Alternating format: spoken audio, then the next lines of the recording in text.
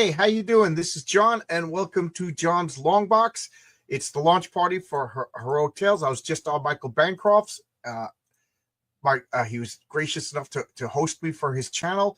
Oh, he's here in the chat. We got a Bogan raid. All right. I remember the very first time I got a Bogan raid. I was like, what's happening? I thought something bad was happening. I didn't know what the word Bogan meant, but so he had to explain it to me. But thanks a lot, everybody. We were starting off strong. I'm going to add this to the stage over here.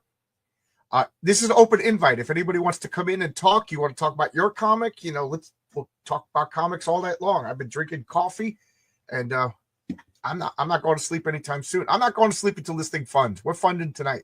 That's my story, and I'm sticking to it.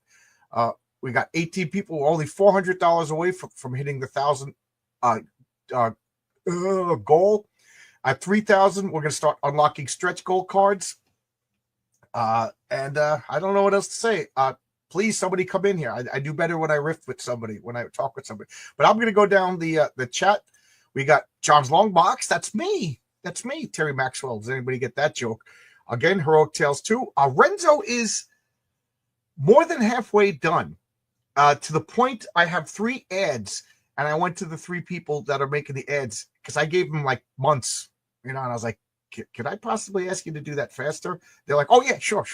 Because Renzo is finished with his commitments, and we're going full steam ahead to the point I'm probably going to be sending him the script to the next comic. Eric the Guapo is Foist. Hey, Mark's Music Obsession. How you doing? Hail John. Thank you for coming here. Mark, I love seeing new names. Some person says, Again, here is the link if anybody wants to pop in and talk with me. Live in 24 hours. What? Bogan Raid. Thank you, Michael. And Mike, don't forget to get his book, Lucid. It's really interesting. It involves Sumerian mythology. Something I don't know as much as I should, but I do love Sumerian mythology. Ever since I've played D&D. You dingus. Raid. Hail Bogan Raiders. Das Butter. That theme is catchy, isn't it? It is so freaking catchy. It's now officially the music of Heroic Tales. Like the stream now, boost the algorithm, make it go what? All right, I'm here. Bancroft kicked me out, so blame him. Excelsior. Congratulations, thank you. Good to see all these new names. I'm drinking beer, sleepy. That's my friend Paul, who, if you're a long-time watcher of my channel, you know that my comic is inspired by my role-playing game, which is Villains Vigilantes. If I was smart, I would have it right here, but I don't. And Paul's character is Magnum, and he makes a cameo in issue 2, Heroic Tales. And I have a big story for their super team that I hope I get to make it to. Thank you, Zach Tan. It's me. Just subbed. Thank you, Mark. I sometimes talk about music. What do you like? What kind of music are you interested in? Hey, Don's going to come. Come on in, Don. Better yet, tell Mama Donna to come in. We all know Mama Donna's the star of the studio. See the Fourth Kind, Freaky Sumerian Poop. Is that a movie? Stop spoiling so much of my own work. Did I spoil it? Gilgamesh and Enkidu. Now a Sigka. Yeah. Here's a spoiler. Did you know that John Hancock is John Hancock? That movie with Will Smith. He's Gilgamesh, and she's the woman. And the sequel was going to have the Enkidu character. Is Renzo working on a cute critter comic? The art looks good. Yeah, he did a cute critter comic. I forget the name of the comic, but I'll show that. But my wife loved that page. It's sitting right over there on the table. There is this artwork. So, like I said, Renzo, I bought a page from Renzo. Obviously, it's not on there. I said, I got to have that page. So he shipped it to me. Now, I shipped Renzo copies of the comic and a t-shirt. Like anybody who works on my comic, it's the package. It got to Daniel in Brazil, no problem. But it didn't get to Oscar and Renzo. They're in Mexico. It got sent back. So when he sent me, he was just like, listen, I got to spend $100 for a courier service. So he just packed it with all the art. So I am now Renzo's art dealer. Magnum works for Marshall. Yes, here we go. This is Mike. Mike has a comic. I'll bring that up too. Kickstarter. Mike's comic is on Kickstarter. He's also my buddy. He has a comic called Marshall Strong. Marshall Strong makes a cameo in issue 2, and there will be, if I could make it, there will be a Marshall Strong and Magnum story because they're on the same super team. They're on the same super team. So I will be telling their story soon. Well, maybe issue 5 or 6. I think is there's stories that I have to tell. There's some stories that I have to tell in order to make it make sense. But I'm going to bring up. I'll put this link in the chat if anybody wants to. It's a bundle. I mean, it's Thunder Zone Comics, so it's 5 different comics. One of which is Marshall Strong, who makes an appearance in my comic because he's part of the Heroic Tales universe. It's funny because I'm like going over Mike's scripts, like no, that contradicts my continuity, you know. So you can see that's Marshall Strong there, the guy with the gun. He's a mix between Nick Fury and Captain America. He was Major Marshall Strong, but he got promoted to Colonel Marshall Strong. So he does have superpowers, and that's spoiler. That's why he's in issue 2. It has to do with the nature of superpowers. So check out Mike's comic too. I would be remiss in my duty if I didn't talk about that. So here is Heroic Tales. I'm going to hit refresh.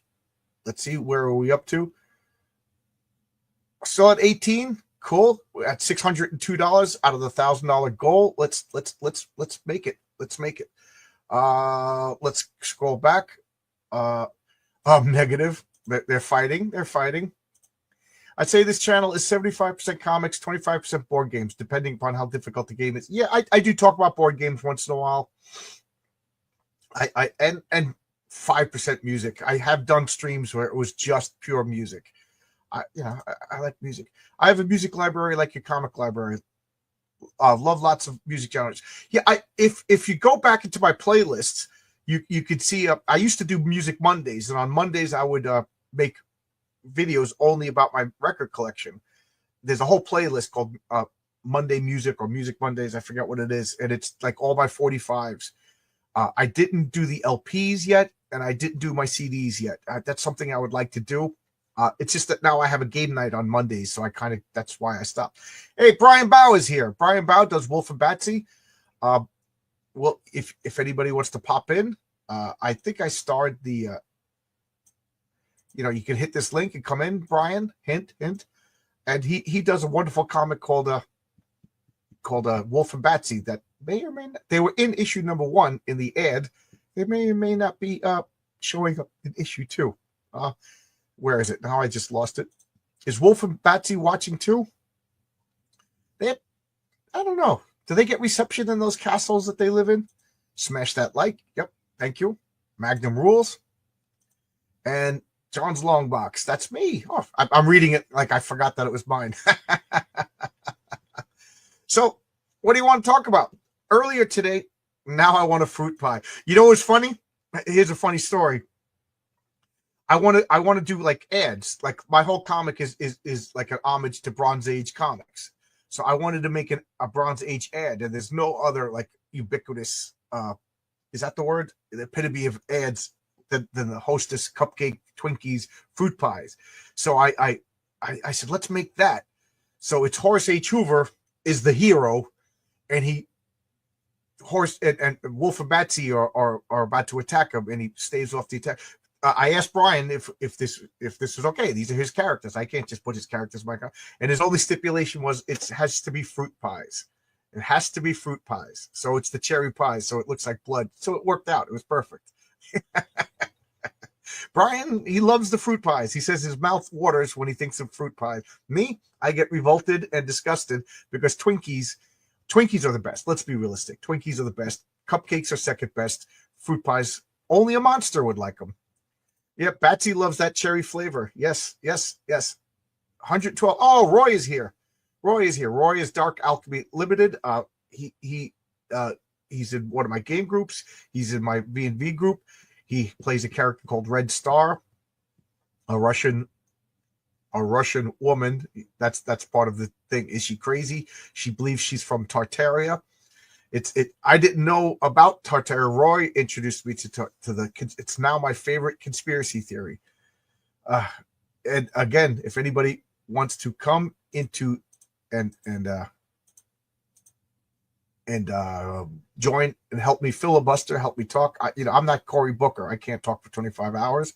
That light flaky crust. Oh, Renzo's here. Renzo, do you want to come in? Renzo, my friend Paul said he asked you if you wanted to draw Magnum. And so Paul would like to commission from you one of the characters that you made for the cards. Now, did you I'm asking Renzo, did you draw this on a paper or digital? Because if you drew it on paper, Paul will buy it off you. This is Paul's character. I'm gonna stop this and I'm gonna share this screen. So what is this? This is he makes a cameo in issue 2. This is Magnum. This is Paul's character that he plays with us. Imagine the Hulk and Magneto got mushed together. So what do you call a guy who's literally big and strong and got magnetic powers? Well, Magnum. So he's got like a black costume with like a red and white M that looks like a magnet. And those balls on him are steel balls that are like snapped to his costume. So he uses his magnetic powers to lift them, but he's harnessed in so he could fly. He just looks stupid. Same with Paul. Paul kind of just looks stupid. And then he could take them off and like use magnetic powers to propel them as weapons. He's vastly powerful. His real name is Christian Darber, and it became a term, Darber damage. Like when you pick up all the dice and you roll all the dice and you spend 10 minutes counting up your damage with the punch, and we all end up talking about politics, something like that, because we're waiting for Paul to finish how much damage he did. That term is called Darber damage. So there you go. Tartarian women. Tartarian woman, stay away from me. There you go. Is StreamYard link if anybody wants to pop in. Hail again, Renzo. Everybody loves Renzo. Everybody loves Renzo. And I just summoned him. Renzo, I just summoned you. Hello. How you doing, Renzo? I'm gonna stop the screen and make you big. Everybody should be able to look at your face. Look at that. Do you see the halo, or is it just me? Look at that. The guy's a saint. Hello. Hello. So sorry for the messy place because I have I just moving in my new place. I have a lot of boxes and full of books and stuff. So how are you? How are you? Your art is getting better and better and better. Each page, I get so excited to see each page. Yeah. And I do agree with you that the Mary Sue is some of your best work. It's so good. Thanks. I was just talking with Aaron Sparrow about the Doomface and how I can handle two very different styles and types of work and I love all we are making all these books, Doomface and Mary Sue and the Patriarch.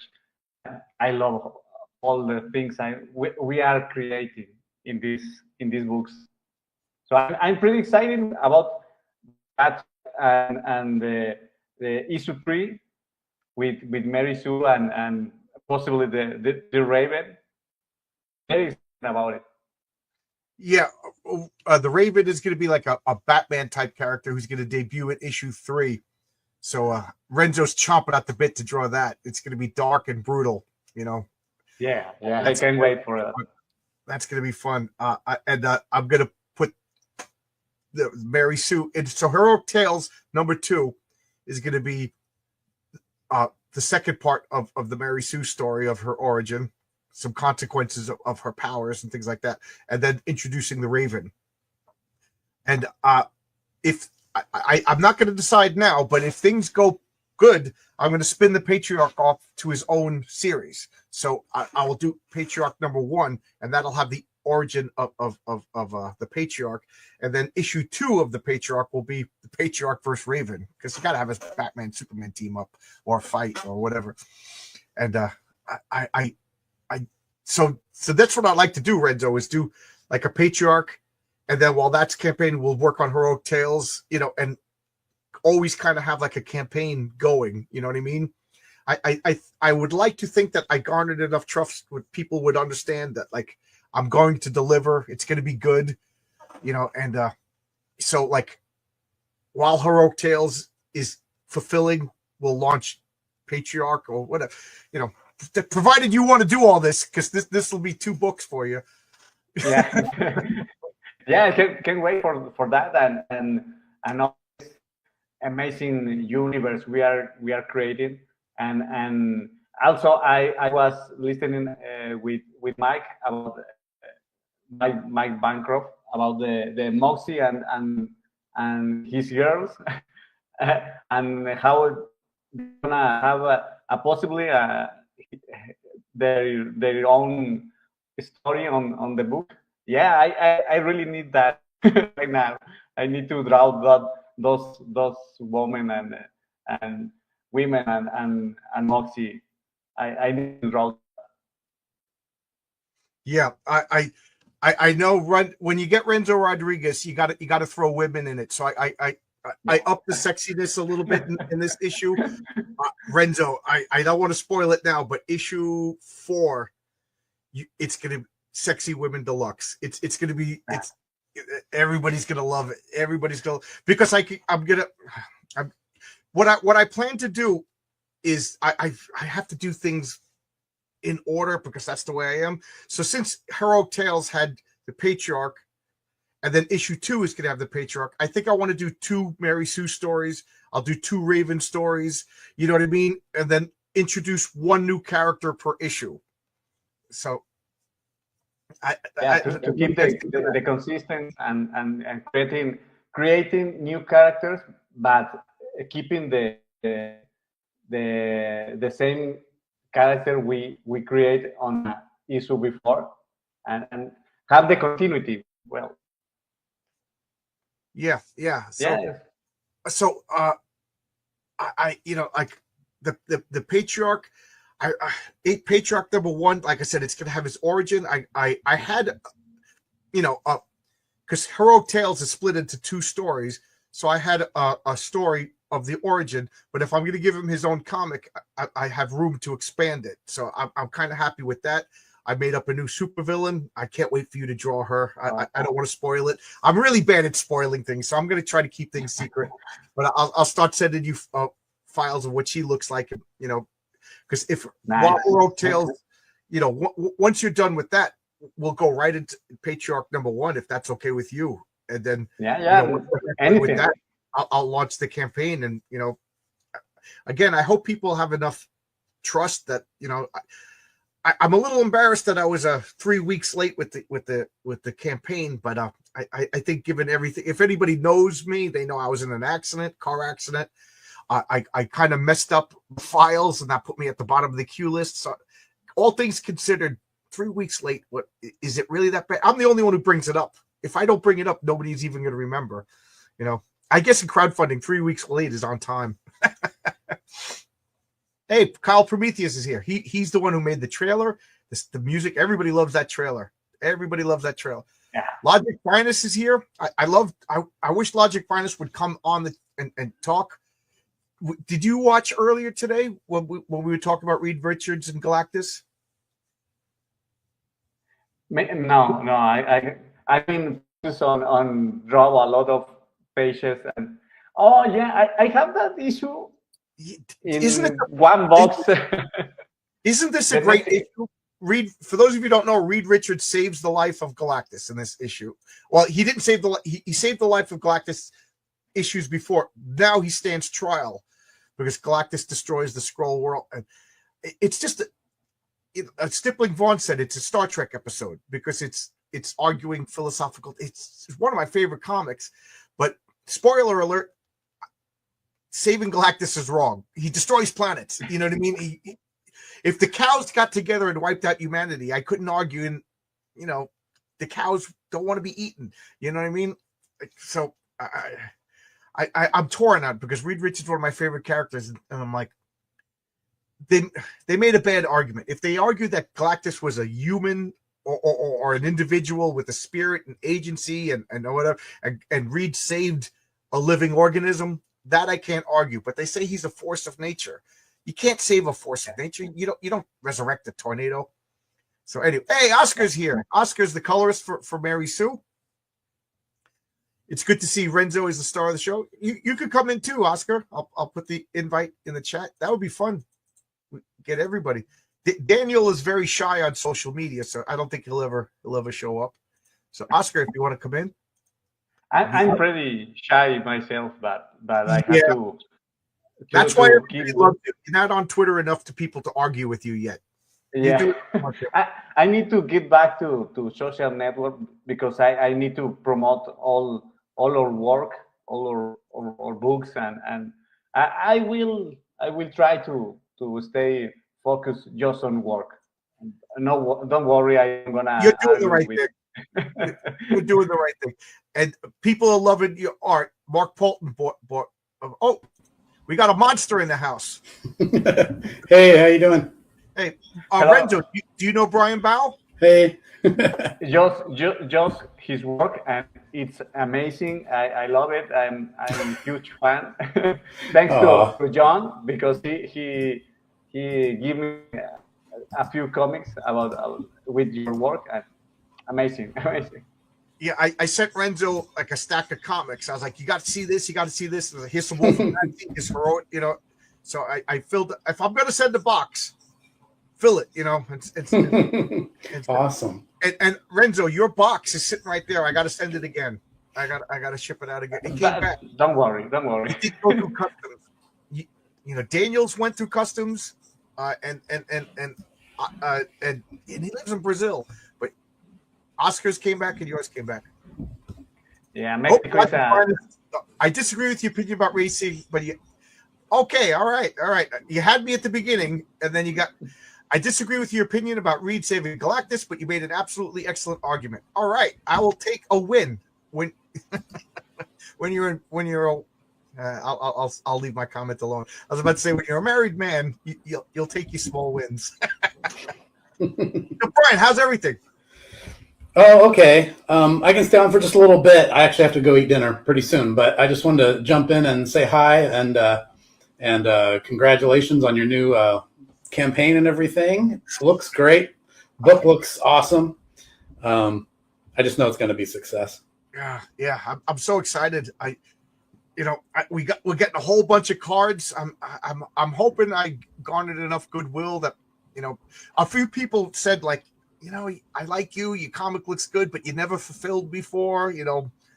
I've been burned on the first one. Yeah, so I totally understand that. So I fulfilled the first one. I fulfilled it myself. Brian, you're in the middle of doing that. Or you're done now, right? You're fulfilling Wolfenbach. I'm this close. I got a little bit behind this week because I ran out of some shipping supplies and had to reorder them. So I got a little bit of a setback this week, but I'm so close to being done with fulfillment on issue 13, and then already started working on the campaign for the next. Well, yeah, already started working on a new campaign. I'm building it. That's good. I can't wait for the next issue. I want to use a fulfillment service because who wants to beg and board and send out? But I also wanted to do it myself. Yeah. So that way I could say from soup to nuts. Yeah. I did everything and understand. But if I altogether I had. I'm gonna round it up to 300 backers. So that is my goal. I want to get 300 or more. The money is important, but I want the backers to come back. And as I look at the backer list, I see a lot of the same names. So that's pretty cool. Yeah, fulfillment is the tough part. I always say making comics is playtime. Drawing and writing stories is the fun part. Right. Absolutely. Fulfillment is the real work, and it's time consuming. And when you have regular work, and like I'm a dad, I have a kid too, so it's like got to squeeze that in, wherever I can. But so yeah, I'm almost down to the end. I got a few stragglers left that haven't got their stuff, but it's coming real soon. Yeah, I'm just talking to the guy right now who Luke Stone designed my page from my Right. copy. He's out being a hippie. He's playing guitar in church. I was joking with him. I said, "When did you become a beatnik?" And he's like, "John, I've always been a beatnik." So in the morning, he's going to add another tier where you could get issue 1 and issue 2 in a bundle and not pay extra shipping. So if anybody, I think a bunch of people are holding on for that, and I don't blame you.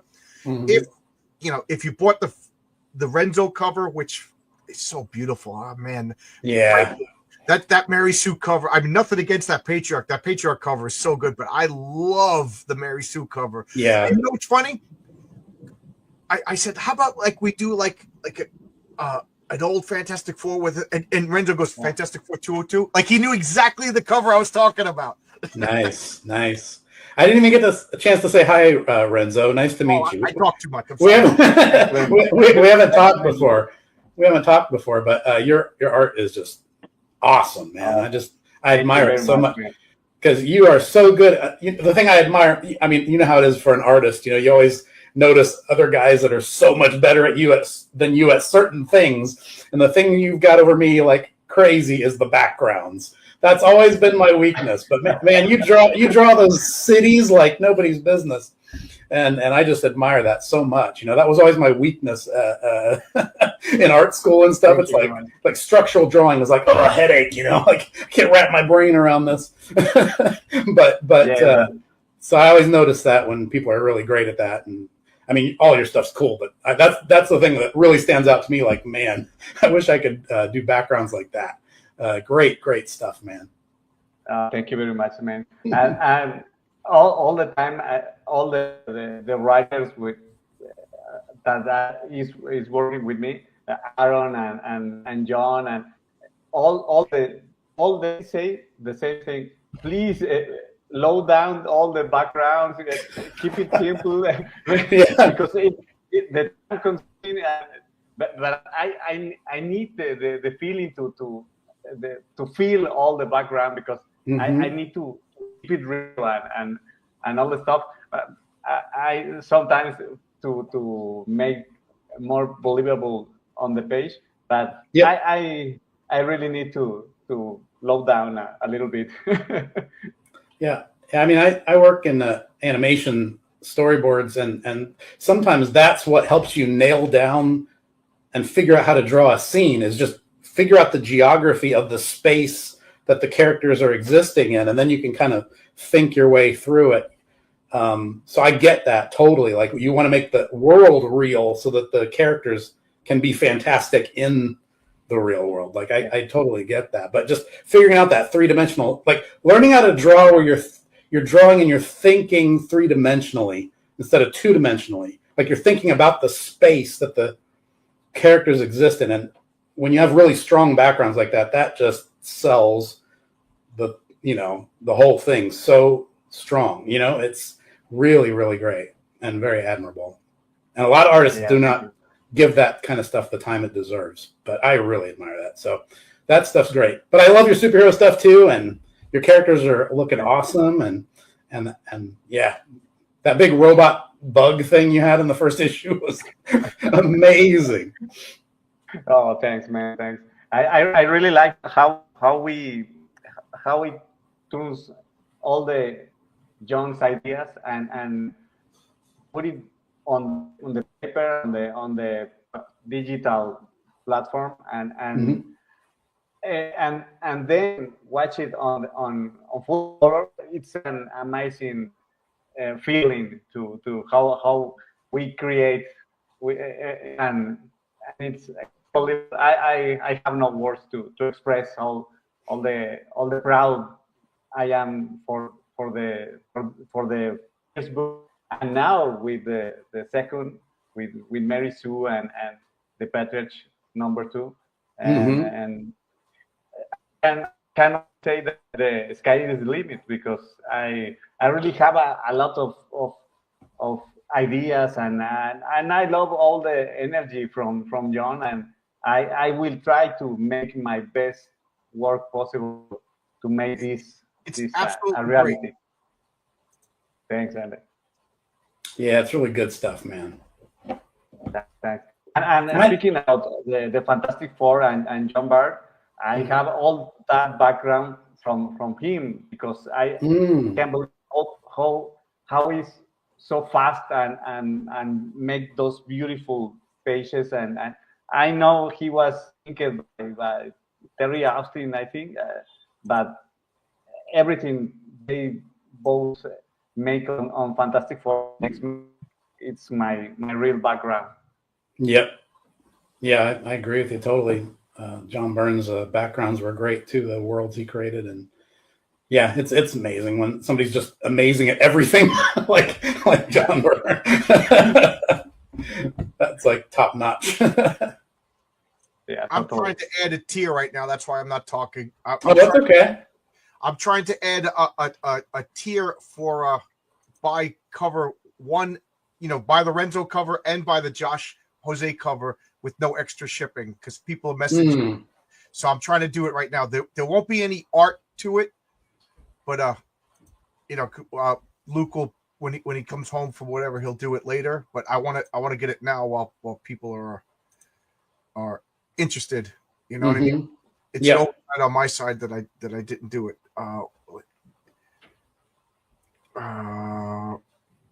It's pretty user friendly. Fun My Comic. Are you getting into are you working on the site right now, like editing it? Yeah, as we're talking, yeah. It's pretty self-explanatory. If you have a screen capture of the two covers, you can probably put it in there. Anyway, or I can help you with it if you want. Yeah, that's why I'm doing. Okay, there we go. All right. So get the Renzo Patriarch cover. I'm spelling my own character's name, Patriarch. This happened to me on my Kickstarter campaign that I launched, where the night I launched it, there was one thing I missed, and I was just like, while people were trying to bid on it and everything, and I had to jump in there really fast. And yeah,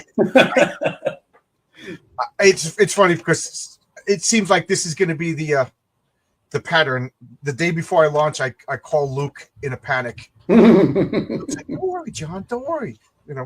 But this is also how you learn how to do it yourself, though. When things go wrong, and you have to fix it in an emergency. Yeah, I had a tier for the coin. Jose Garcia, I got to spell his name. I had a tier for the coin last campaign, but it wasn't charging people. You just got it for free. I was like, oh man, yeah. So I had to fix that. I'll make this 2. All right. It's like the quickest way to learn how to fix a car is to have a crappy car that breaks down all the time. Same thing with campaign pages. Yep. When you have to fix it. This is pretty self-explanatory so far. So far, watch. I'm gonna nuke the whole campaign page or something. As soon as I hit save, everything. If everything goes blank, it was nice knowing. Actually, have you? Maybe don't do that yet, because doesn't Luke have to reapprove it before it goes? If you make a change. I have him on hold right now, so I think he could just. Okay. I wouldn't do it until you're sure about that, just in case. Okay.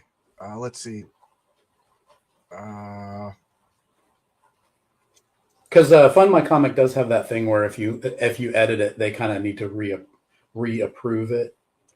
But I'm not sure about something as small, a change as small as that.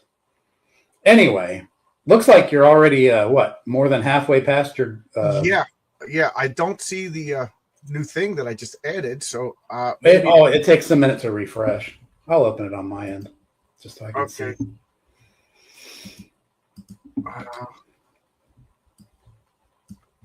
Is it all the way at the bottom?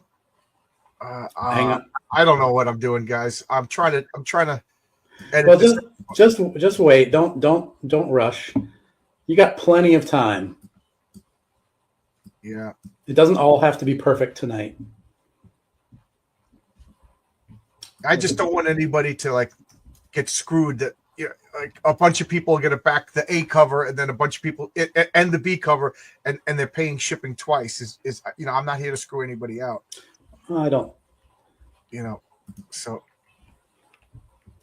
oh well, it didn't take. What did I do wrong? All right, Hang on. Calm down. Let me see.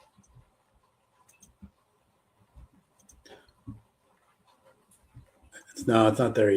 No, it's not there yet.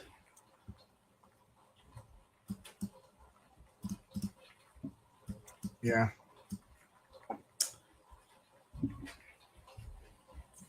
Yeah, it's not there. Oh well, I don't know what to do, guys. Well, I think just let it be for now, and you can make sure talk to Luke. Make sure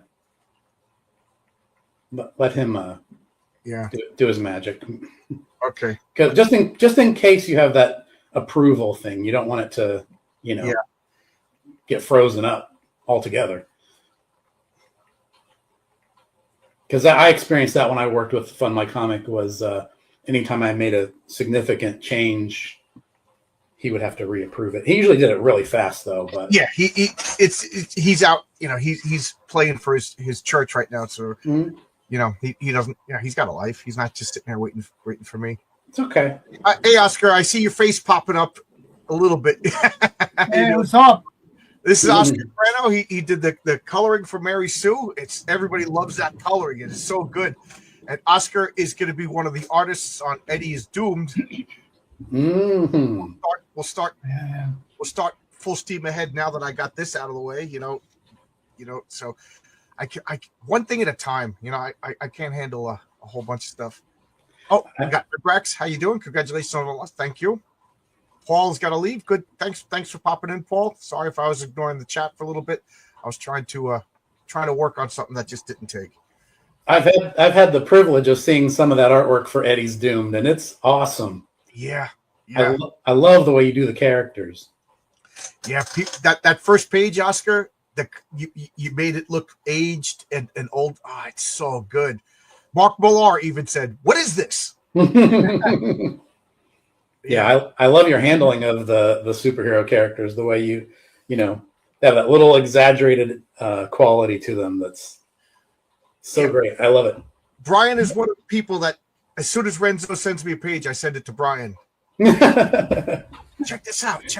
I get so excited. I'm like a little kid. Yeah, it's great. That was the point of drawing the page to look like an old comic from the 80s. Yeah. Excellent.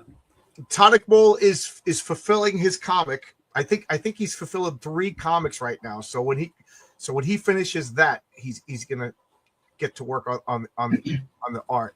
You know what I mean? He's got to fulfill his backers first. I understand that, and we don't have a time frame for Eddie is Doomed yet. So I want to be about like a little bit more than 50% done before we even consider a launch campaign. Yeah, I'm finishing the Doomsday project with Renzo, and I want to finish that for getting 100% in Eddie's later. Dark Alchemy, my buddy Roy has a question. He loves Renzo's superhero work in John's first comic. Does Renzo enjoy drawing horror? Can he create art for a game? Roy is a buddy of mine, and he's working on a board game. And I said, get Renzo and Oscar to do your board game artwork. In fact, I start my work on comics on Cinescope, and I started making horror books for them, and I all the kind of horror stories, all the kind of horror movies, and I'm open to make all kind of stuff. It was the Dark Child comic, no? Yes. I start with that with the writer Patrick Chan. Now he has his own label, Space Comic. I think and he make kind of cool stuff. And I start with Zenescope making Hellchild with him, and it's a horror fantasy comic. Right, so you pretty much started on horror because Roy is making a horror-based board game. So that I play tested it with it's kind of fun, you know. It's fun. It was so good. Yeah. So there you go.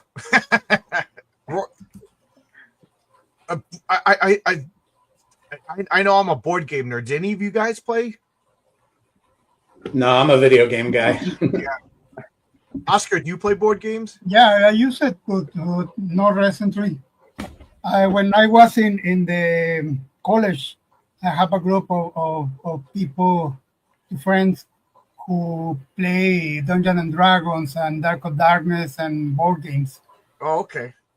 Yeah. I find, Brian, you never played Dungeons and Dragons, right? No, I did play Dungeons and Dragons, but it was like, in the 8th grade. And then I just kind of got out of it. It was too many rules and too many books with too much text and too much stuff you had to learn. I just didn't have the patience for it. I love the monster manuals, and I love the little figurines. I had all those, and I had the toys, and I loved the cartoon and all that stuff. But the game was just too hard to learn. You don't have to follow all the rules. The storytelling is the fine. Right. When I play in Dungeons and Dragons, I have a dungeon master who almost all was storytelling. We keep the books just for reference. Mm. Yeah, I think when I played it as a kid, me and one of my friends played it that way. We were just like, throw out the books, we'll just make our own rules. Roll the dice to decide if we're strong enough to kill different people and stuff. And we both played as like chaotic evil werewolves. And basically just went around and ravaged towns and ate all the people. And then we got, yeah. It was all about the figures for us. The point is get fun. Yeah. But I don't know. I just got into video games and that became my sort of gaming thing, and especially around 2012 when Skyrim came out, that became my Dungeons and Dragons. It's like it's the exact same kind of thing where you create your own character and develop your skills and go on all these adventures, and it's random with different side quests, and you don't have to play it in order. The choices you make change the story and stuff like that, which is so cool for a video game to be able to do that. And so I became obsessed with that game for years.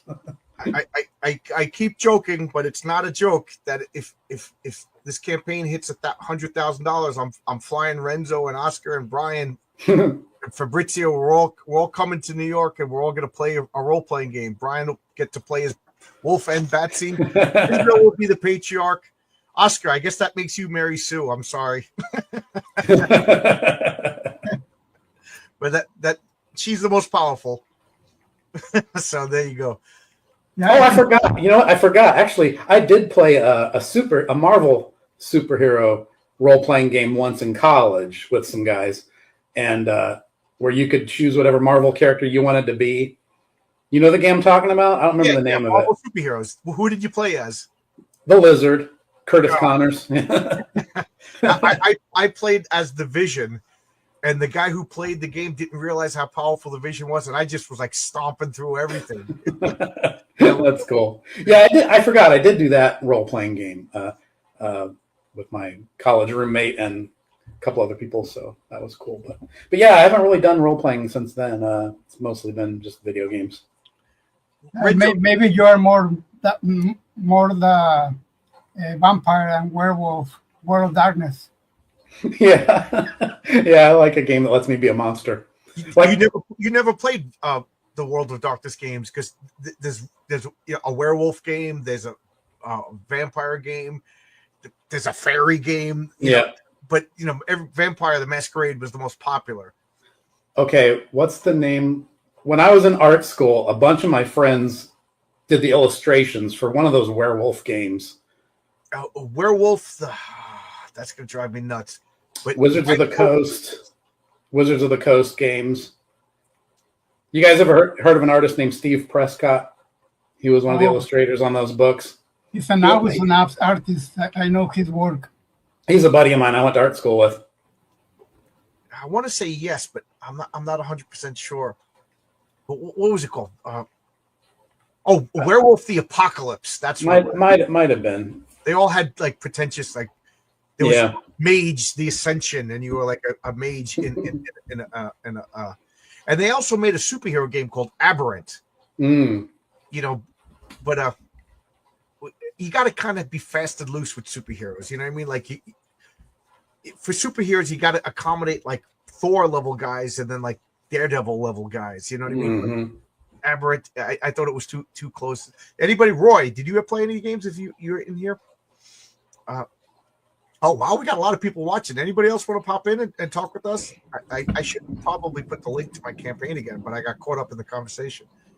Can you hear the thunder? I've got a big storm going on right now outside. No, I don't know if, and you can't hear it. Okay, because it's pretty loud here. But I guess the mic isn't picking it up. Renzo, do you ever play Dungeons and Dragons or anything like that? No, I'm just a comic and book type of kid, and I only played Super Mario 2 video game when I was like 10 or 12 years old, and that's like Street Fighter, Street Fighter 2 in when I was 12. That is all when because I always was a comic book kid, all the Marvel, all the DC, and I was much more focused on draw and read comics. That was my dream since I was a little kid, was draw comics and or make animation. One of that comic was always my kind of safe place. I'll show you one thing. Let me stop my cam just for a second. I'll be right back. So Red, what were your favorite comics as a kid?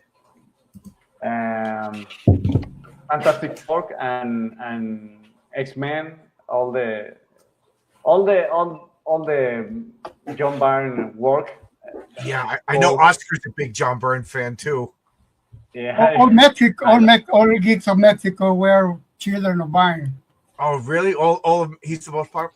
And I told you before that that was a time when all the comics going published in Mexico was John Byrne. At the same time, they published Dark Phoenix, Man of Steel, Fantastic Four, the West Coast Avengers, and I don't remember if the house. X-Men. I don't remember, but there are like 6 titles of Byrne in the same time. Yeah. At one point, he was doing like 3 titles a month. He was doing like West Coast Avengers and she Act of Vengeance. I got Act of Vengeance. Oh, they published that in Avengers, all doing by Byrne.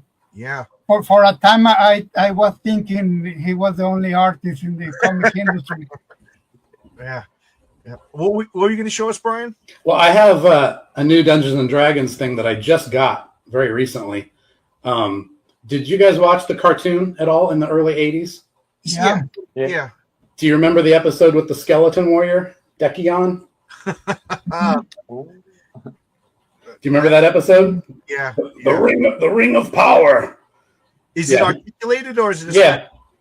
Yeah. Not only is he articulated, like his head comes off and you can replace it with a head with the mouth open. Oh, wow. Yeah, the sword goes in the sheath right there.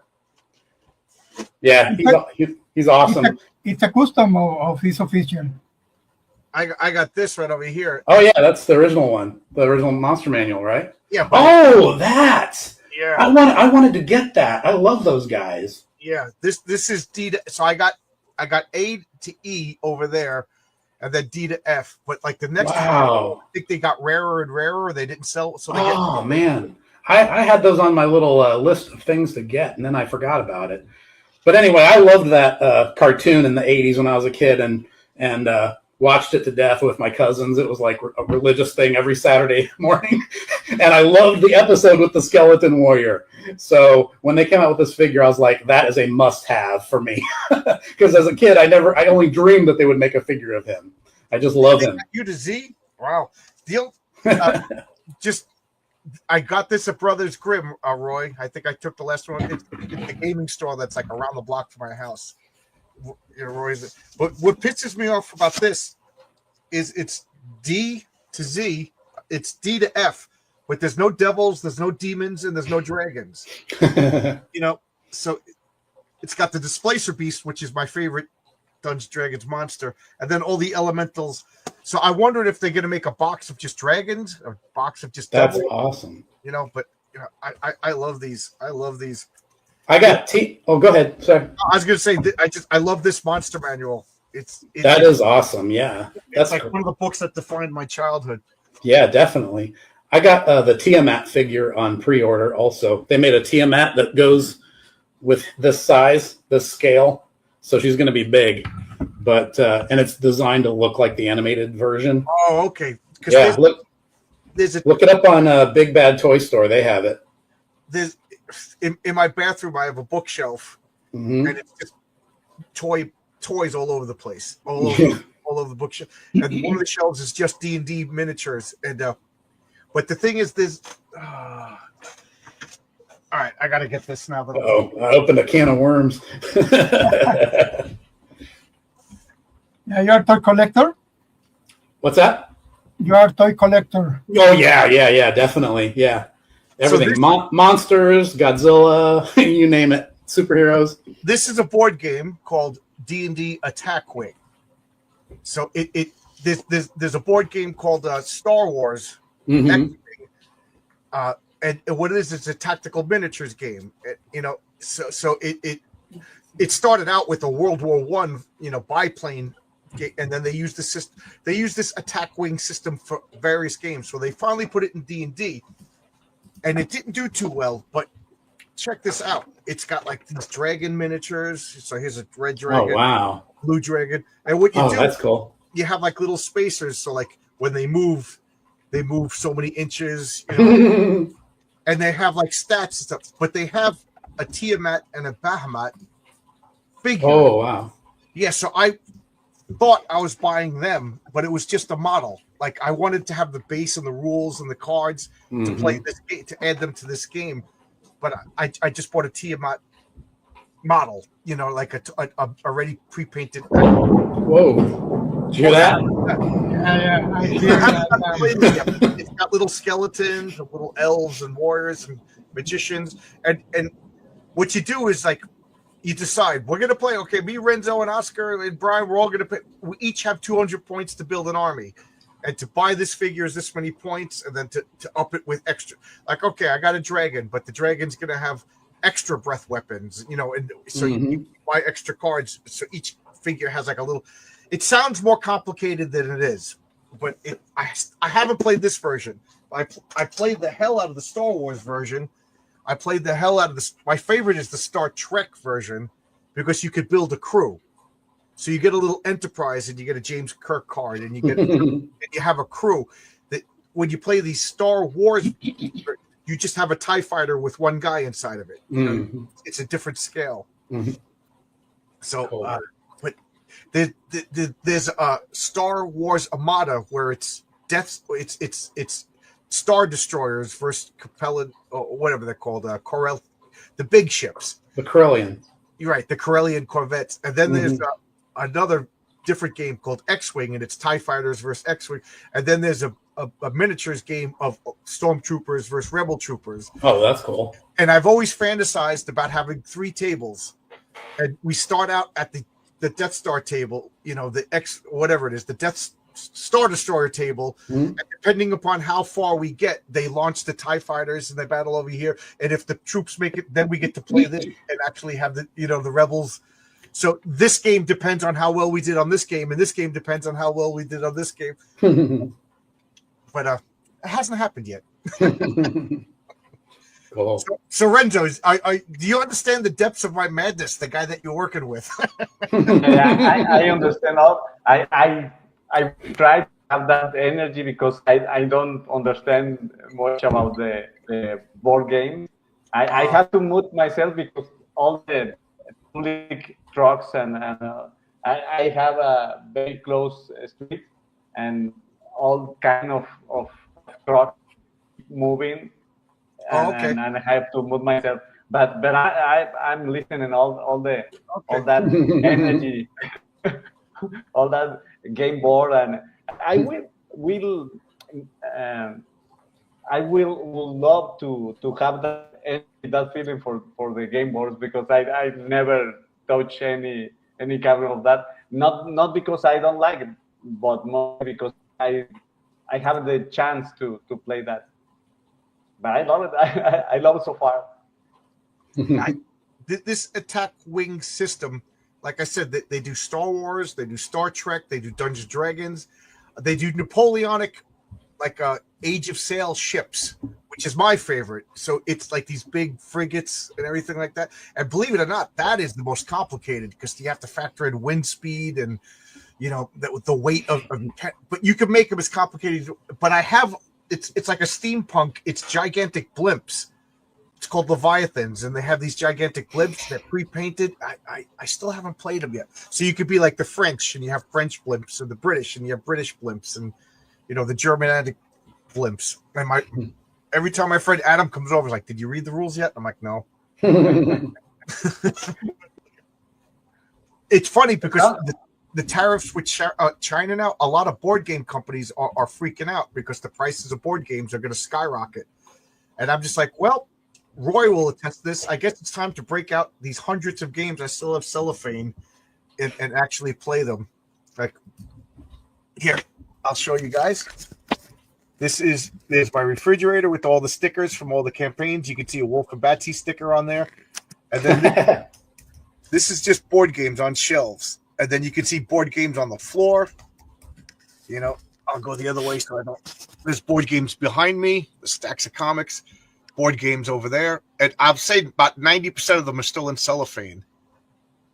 Board games over there, popcorn machine, the big old TV. So, yeah, Roy teases, like, every time he comes over, we'll rip out another game out of the cellophane and play it. I'm looking for your Monster Manual figures on eBay. I don't see them.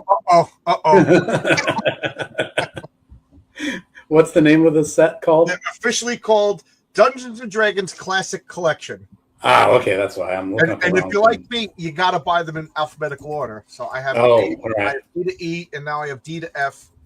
And Roy just told me that U to something is U to Z is on pre-order. Hey, Bill Williams, how you doing, Bill? How are you? How's everybody? And again, if anybody wants to pop in, I've been literally talking since 4:00 this morning. Oh, they got the Shambling Mound. That was one of my favorites. Yeah.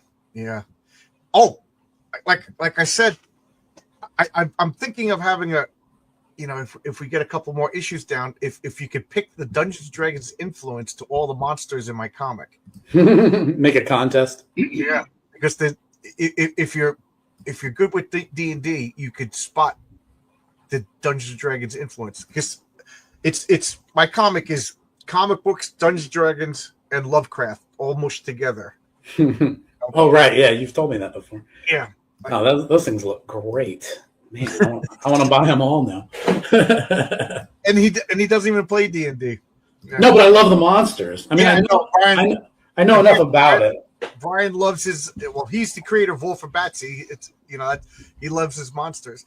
We were talking earlier on Twitter about you brought up the fact that like superhero fans are never satisfied with superhero movies. Like not always. I think I said sometimes I feel like some of my friends who are superhero, that's their thing, they're obsessed with superheroes. Sometimes they're a little strict and unforgiving of the superhero movies. That's me. Right, which to me they're just there's a couple clunkers for sure, but most of them I just think they're fun.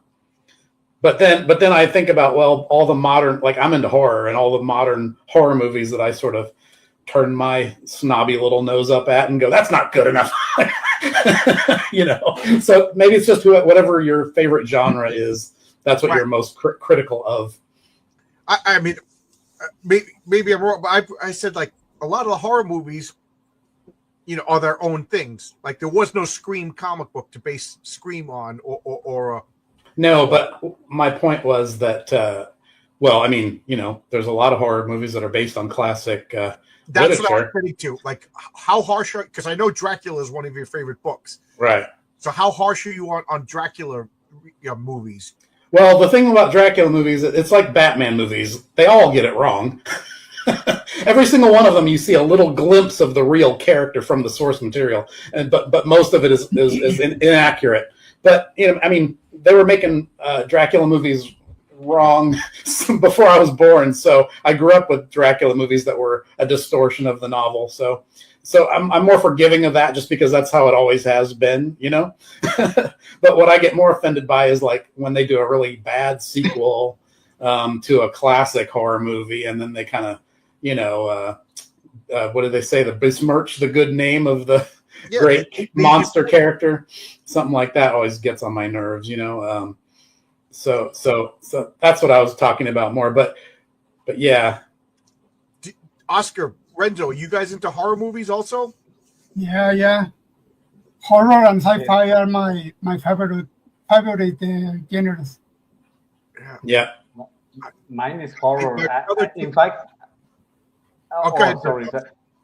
I was just thinking what Brian thinks about this new Nosferatu movie from last year.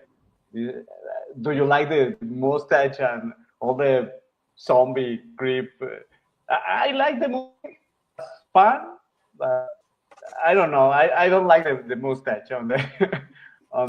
Exactly. That's all it takes to ruin it for me, because to me Nosferatu has such an iconic appearance. You don't mess. That's one of those designs you just don't mess with it. And they changed it in a way that I just did not like the visual image of it, and that. Yeah, I get very hung up on visuals. I can be forgiving of a movie that's flawed if it looks great sometimes, and if, you know what I mean, and if a movie, and there are movies that maybe are better made, but if the visuals don't appeal to me, it's harder for me to love that movie. You know what I mean? So that's a me thing. But which movie did the Dracula novel the best, do you think? Well, the most accurate one is the Louis Jordan BBC TV miniseries from the 1970s. Although I don't like Louis Jordan's, the casting of him as Dracula, but that was the one that really does do the book beat by beat. But it's so dated. If you try to watch it now, the effects are they were low budget when it was made. Yeah, BBC, so it looks like an early Doctor Who. Exactly. But if you want to talk about faithful to the book, if you're a real stickler for that, that's the one that really does come the closest to the novel. But there's a lot of other ones that are like, close in spirit, or they get part of it really right, and then they go off in another direction. But I love a lot of them. I don't know. What about the Francis Ford Coppola one? I love that movie. Yeah, I was going to say, that's my favorite. It's like, okay, that movie is like in thirds. The first third is excellent. The last third is excellent. And then the middle part is where they completely go off the rails and make things happen that are not in the book at all. And it's frustrating, but I think that movie had its heart in the right place. I feel the Last Demeter movie. Oh, yes. It's interesting concept. I don't like the execution. Okay. It's like seeing a Dracula alien movie. Mm-hmm. Yeah, I like that. Very interesting concept. Mm-hmm. I wanted to watch it, but these days, if you don't go to the movies right away, you miss it. So I missed it. It's in Max. What's that? It's in Max. Yeah. We don't have Disney Max. I'm a little mad. No, HBO Max. Oh, is it HBO Max? Is that the one? HBO Max. Yeah. We don't have Disney. We don't have HBO. We have Netflix and like whatever. I'm a crazy person. I saw just enough of it to make me think I'm gonna like that one, and I bought it on Blu-ray, sight unseen, and just watched it, and I did like it. So I have a pretty good sense about that, Spidey sense. I'm curious, Brian. Which one is the most scariest horror movie you see? Ooh, The scariest? it's a Yeah. scary horror movie. I have a problem. I like a horror genre, and I have a lot of movies and the German Nosferatu and Caligari and others, but I don't get scared. It's just a jump scare or no, not a good story. There are a little concept like the Babadook or the It Follows that, but not scare. Yeah, same here. I mean, I'm pretty immune to it after watching horror movies my whole life. It's like nothing scares me anymore. But I would say one movie that really did kind of get me was the first time I saw it. Yeah, The Exorcist. Like I see it in like 10 or 7 years old. It was scary. I see it now and not that scary. Right. When I was in college, I was home alone at my apartment, and I lived in a crappy ghetto apartment, and it was the middle of the day, and I watched for the first time Henry, Portrait of a Serial Killer. Have you seen that one? That movie scares me. That movie, I see Man by Dog. Yes, I remember Man Bites Dog. I do remember that one. But Henry was one that really did get under my skin because I was home alone, and it's not like a slasher movie. It's like a raw. And it could really happen. That's the kind of. Well, it did. It did. Yeah. It's based on a real serial killer, Henry Lee Lucas. But it's I mean, it's got scenes in there where it's like, they're doing home invasions, just, breaking into people's houses and murdering the whole family. And they just set up a video camera and film it while they're doing it. And the camera just sits there and stares at it. It's super unsettling. And even at like age 22 or whatever I was, and I'm almost totally immune to all horror movies, but sitting alone in my crappy ghetto apartment by myself in 1990, whatever it was. Yeah. I really got like, yikes. Like I could watch. My brother used to take me to Friday the 13th. As you and my brother, we could talk horror movies. He loves horror movies as much as I love comics, and he would take me. I was a little kid, so I was seeing horror movies in the movie theater as a little kid. And Friday the 13th, it just became a tradition. It was almost every year there was another one. So and that's the only series that I still watch because I'm compulsive that way. I love them. And it just they got silly, they got bad, they got whatever. But I still watch them. But they don't scare me. They don't scare because this Revenant coming back from the dead, it can't happen. But like Henry, Portrait of a Serial Killer, that terrifies me. That one is brutal. I'll tell you another one that actually did scare me too. Well, I don't know if scare is the right word, but it really got to my phobias. Do you hear that thunder out there? I'm having a real haunted house storm outside tonight. One movie that really got to me was The Descent. Yes, you recommended that. I watched it. That's a movie where it's about their cave diving and doing the spelunking cave exploration thing, and I have claustrophobia, and the stuff in the caves is scarier than the monsters. That's a good one. One thing I liked about that movie is they started suspecting each other. Yeah, and I was getting scared. Is this girl going to kill this girl? Because of this misunderstanding. So there was like real life human drama, and then there was. Would you call them monsters? Like, do they fit the criteria for monsters? I would say yes. Definitely, yeah, sure. But I mean, I I was more freaked out by like, are they going to get trapped and stuck in this narrow little thing that they're crawling through? Yeah.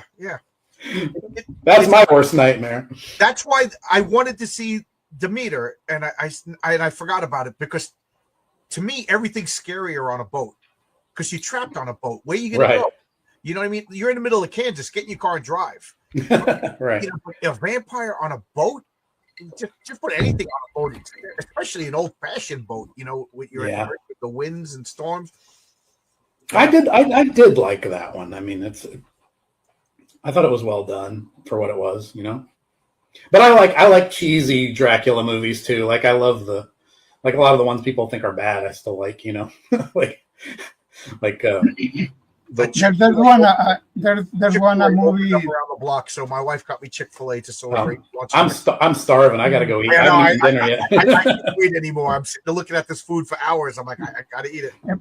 Hey, Brian, did you hear from Carlos Taboada movies? Which one? Carlos Taboada movies. It's a Mexican director. Carlos Taboada. Give me some titles. That movies, that's the one I scary most. He have fairy dust, darker than night, more scary than the wind, and the most scary is the Book of Stone. Oh no, I haven't seen those. Wow, No. I've never seen Brian. That for movies are very, very scary. Are they recent? I have nightmares. What? Are they recent? No. They're from the 70s. Oh, okay. Wow. Because all right, I know okay. what Brian's doing tonight. He's ordering Dungeons and Dragons miniatures and then watching Mexican horror movies. Yeah. I'm really into European horror films, like the Italian films and the Spanish films. But I haven't, and French horror films from the 70s. Like I like a lot of those, but I haven't really gotten that deep into Mexican horror films. I know a few of them. Iorna, and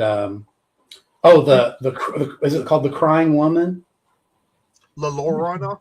No, but the movie was called The Crying Woman, I think. La Llorona.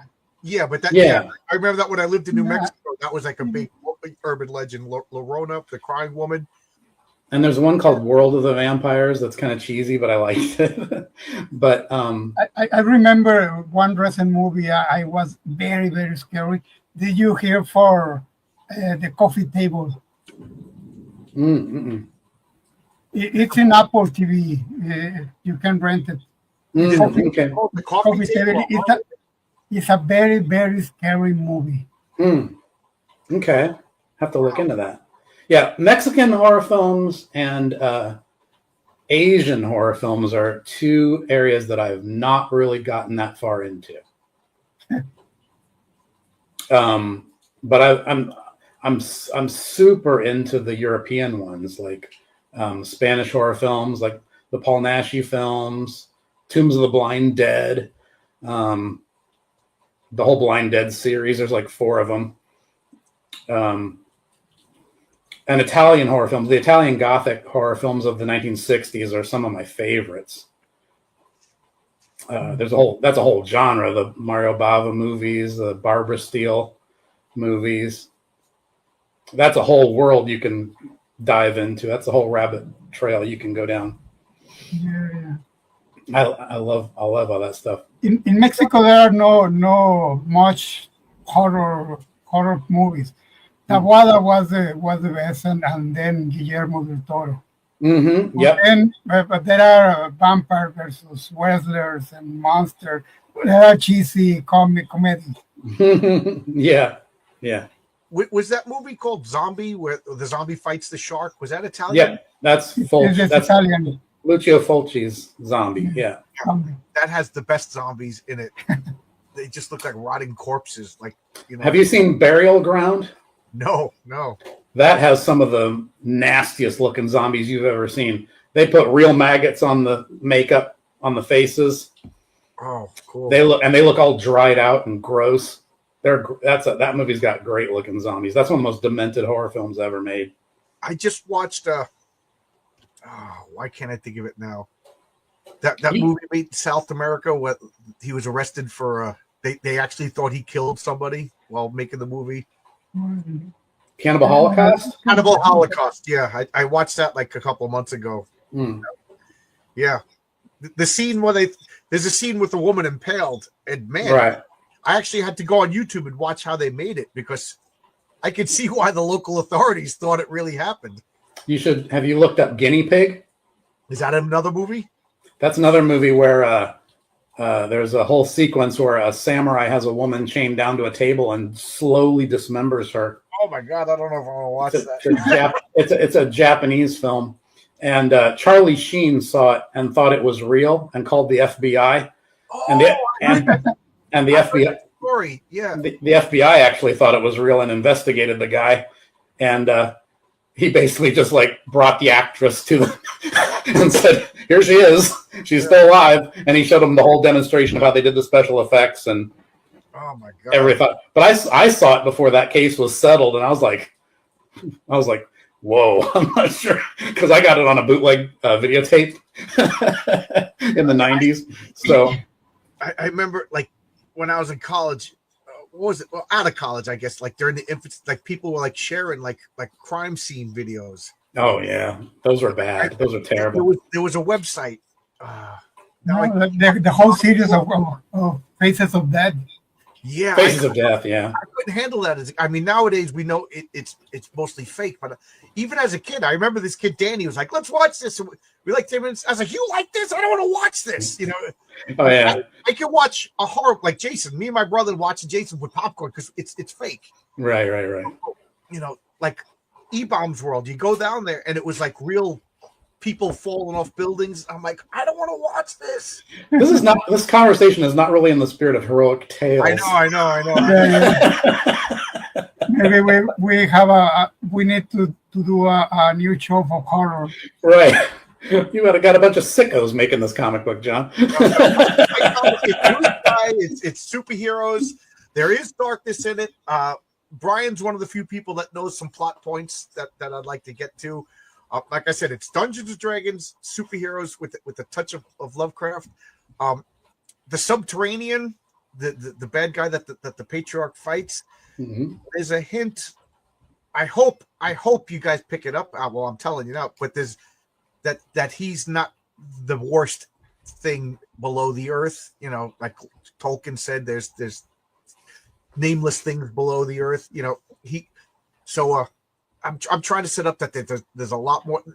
Every issue I want to peel back a layer of the onion. Like in issue one, I don't really tell you much about the world. It's just a superhero flying around solving crimes and whatever, saving cats and trees and things like that. Issue 2, Mary Sue More Than the Patriarch explains the nature of superpowers, how they work, where they come from. I hope I pull it off well. And then the Patriarch story is trying to show you that the world is bigger and darker and scarier, because what good is a superhero without threats? So I do want to delve into horror. Like I do have issue 3. If we get to issue 3, the Raven story, I kind of want it to be a horror movie, but in reverse. Like the Raven is the bad guy. You know, I want to tell again, people get upset when I say this, but there hasn't been a Batman movie yet. Every Batman movie is not Batman. Batman is a stealth guy, moving quick, using his brain to solve crimes. He's not a guy that stands there and gets shot 42 times by machine guns and his armor. That's an Iron Man movie. Same with Black Panther. You know, so I want there to be scary Batman movie. So this is why I wish you were into video games, because the Arkham Asylum game and the Arkham City game were the best superhero games ever, because you play as Batman and you come into a place where there's a bunch of crooks doing something, and it truly gives you the Batman experience, because you can choose whether to jump in and just brawl and fight them all, or you can sneak all around the whole entire environment and use your gadgets to take them out stealth one by one. And it is so satisfying, because as you take them out one by one, you hear them all start to freak out. like, hey, Joey's down. What's going on here? Somebody's in here with us, and they freak out, and you can hide and disguise yourself and stuff like that. It's awesome.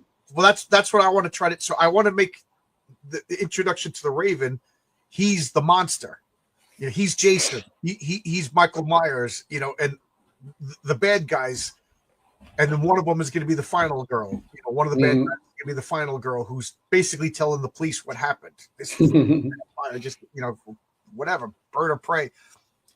And you guys will see how I like the Joker. There's going to be like a Joker analog. So is that it? Is that issue 3? That'll be issue 3.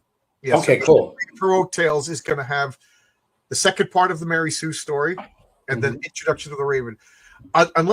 Unless this comic doesn't do that well, because I was going to spin the Patriarch off, but if this comic does less than the first comic, then I'm going to just keep it Patriarch, and you know what I mean. I won't be able to do a second issue, so I'm hoping. I think it'll be fine. I could give the Patriarch his own expanded origin, and again, Brian knows the bad guy in that comic. We were talking about that. Oh yeah, that's right. we did talk about that. I'm sorry. I need to go eat. I am starving. I haven't eaten dinner yet. Turn into a werewolf in front of us. Yeah. I wanted to pop in though and tell you congrats on your new campaign, and Thanks. I know it's going to do great. Thanks. And good to meet you, Oscar, and good to meet Renzo. Nice to meet you.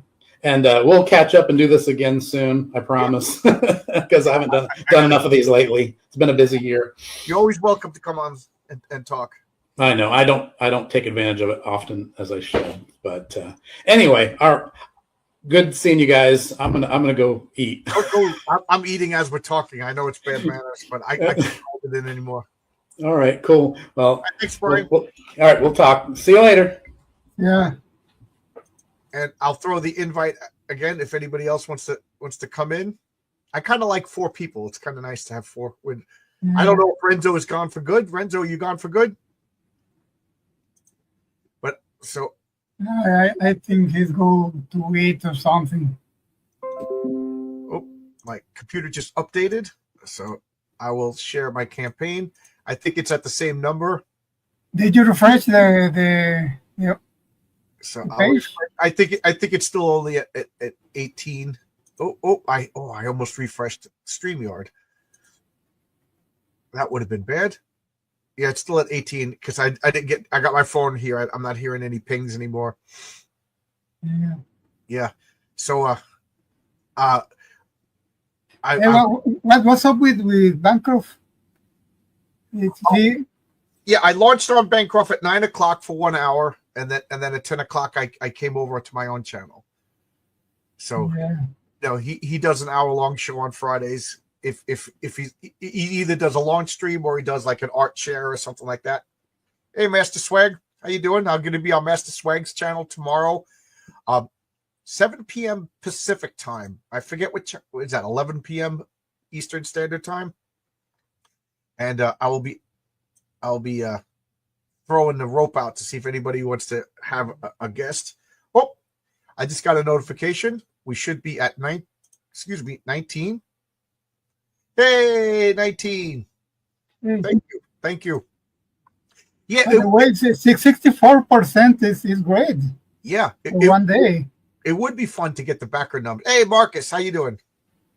Hi, Marcos. Marcus, do you know Oscar? Have you ever met Oscar before? I don't know if I officially met Oscar. I've seen Oscar on stream. Hey, Oscar. Hi, how you doing?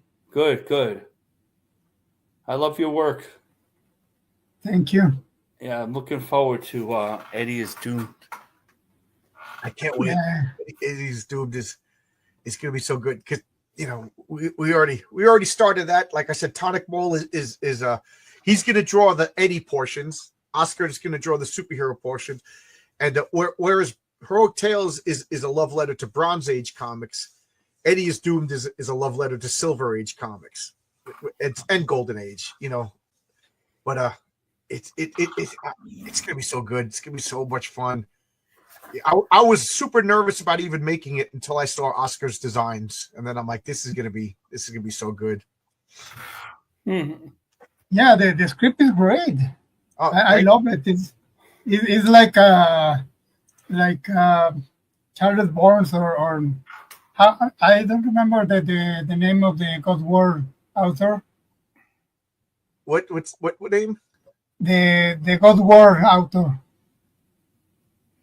Well, I always I, say Charles Burns is a good one. Yeah, Black Hole is no, the no, name. no. The other one I forgot the name right now. The one who did the Ghost War. Ghost World. Why can't I think of his name? That's good. Dan Cloud. Yeah, then close. Yeah, I, I read the script and I feel it like Danny Close. right. I Book. tell people it's Love and Rockets meets Crisis on Infinite Earths, but yeah, Dan Clowes is even better description of it. It's supposed to be the comic book that you graduate from superhero comics. You know what I mean? Like I remember when I was in the comic book store, I'm getting my Superman and my Fantastic Four, and then later on, I'm picking up Ghost World and Love and Rockets. So yeah, that's good if you compared it to that. Yeah, Tonic Bowl loves the script. Oh, good. Yeah, it's a good one. I can't wait. Yeah, it's so good. And then after Heroic Tales 2, we're going to be working on the Patriarch #1, and then I would like to work on it's a secret, but Oscar knows what we're talking about. I want to do like a historical mythological comic, and I'm being tight-lipped about it on purpose because I really like the idea, and I don't want anybody else to hop on the idea until we lock it down. But Oscar, you know what I'm talking about, right? Yeah. I don't want to tell anybody the topic yet, but we're gonna start working on that. Heroic Tales and Patriarch will be the priority, so like maybe like every 3 pages of that we'll do 1 page of this, whatever. I don't know. I'm talking out of my butt. So Yeah, to keep Renzo busy. Right. So is Eddie Is Doom's going to be another like 22 pager or so? No, the script Or is it going to be more of a graphic novel? Like a 50 page. Ah, yeah. Well, that's what I thought, but I wasn't sure. Originally it was like 22 pages, and all the superhero stuff was just like, he picks up a comic and you see and then once I saw Oscar's designs, I was like, I got to give these guys words and stories and everything. Right. So, Oscar's so good, he gave himself work. Mm. I could imagine Oscar's pretty busy. Yeah, a little. Fortunately. Yeah, I'm finishing with Renzo 2, the Doomsday comic. It's almost done. And I did the Mary Sue. I'm working with Renzo again in the postcard, no, the trading cards from Hero Tales. I got the next 5. I'm working on them in this weekend. I hope so.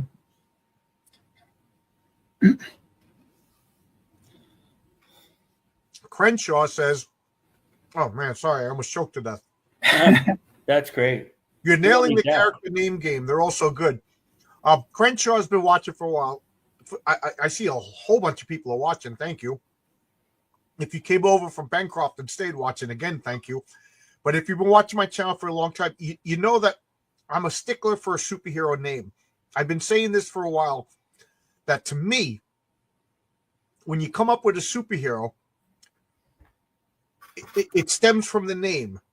Like I'll be at work and I'll hear something. Like, here's an example.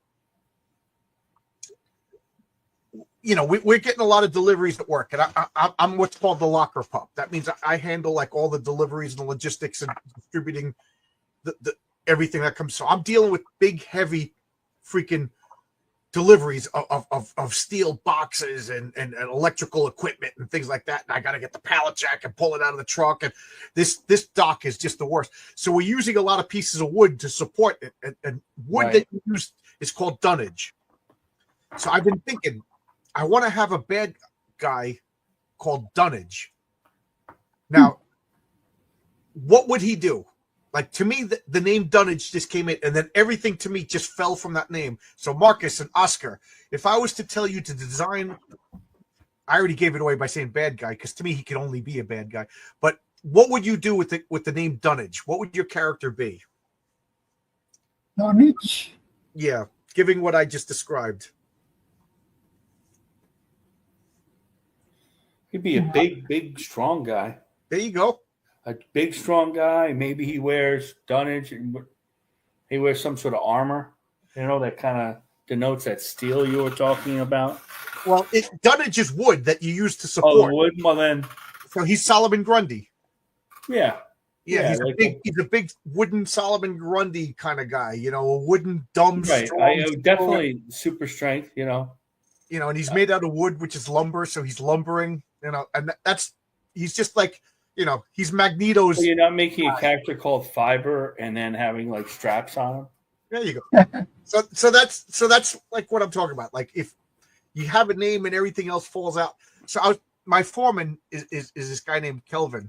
He's just I love talking to Kelvin. He's the smartest human being I've ever met in real life. This guy, he knows all the electrical stuff. He's organized, and he's got a smile on his face. He's not like that stereotypical construction foreman that's yelling. He's like pleasant, and he's very thinky, and he's very interested in my comics. So I told him my theory, and he goes home and he's talking to his kids. So now his kids are coming up with superhero names, and his youngest is like candy bars. So they're going through candy bars and they're making superheroes. So they're like Kit Kat. So like Kit Kat would be a you know, and they call it John's Rule. And John's Rule would be Kit Kat would be, she's like Catwoman, but it's chocolate. So she's a black woman who's a Catwoman, and she's named Kit, and then Snickers. So he's throwing up names of candy bars because he's talking to his little kids, and the kid's like, oh, Snickers is an evil or Joker. He's just like crazy candy. I bet you couldn't get Rob Liefeld when he was a little kid. He taught him your rule. I know. It's like Prophet. We drew like I showed that earlier. I don't show it again. I show Prophet. What is Prophet? Prophet's a guy with a couple of swords, right? And he's super strong. As far as I know, I don't really read that many issues of Prophet. Well, I read all. Sometimes he's a cape. I still don't know what he does. And they change his costume every. I drew the classic one that Dan Panozzi came up with, or that he started penciling. He didn't really. Rob came up with it. And then when Stephen Platt came, he got more straps, and he got a thing of goggles that make no sense on his head. And why is he named Prophet? So if I have a character named Prophet, right? So Prophet is a guy.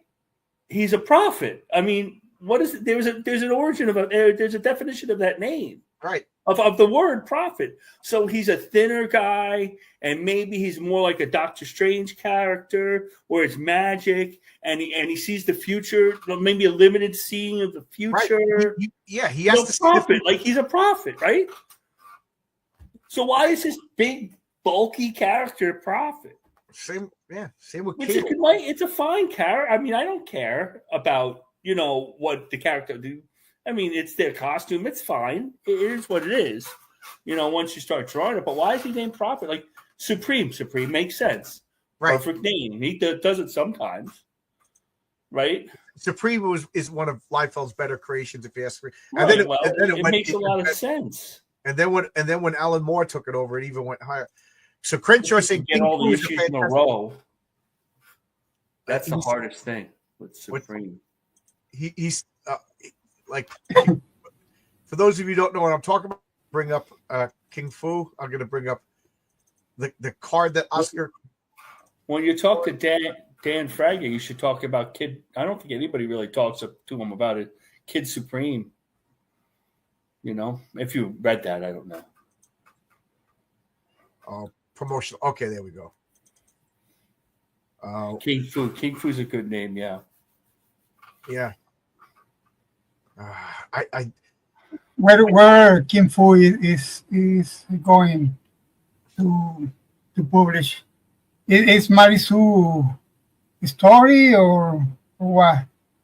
Let me Renzo's back. I didn't know if you had a problem. Yeah, so sorry. I had a emergency call and I have to answer. Don't apologize. Yeah, you got to do what you got to do. So this is a King Fu. So this is a character that I'll bring it. I'll make it smaller so we can see everything.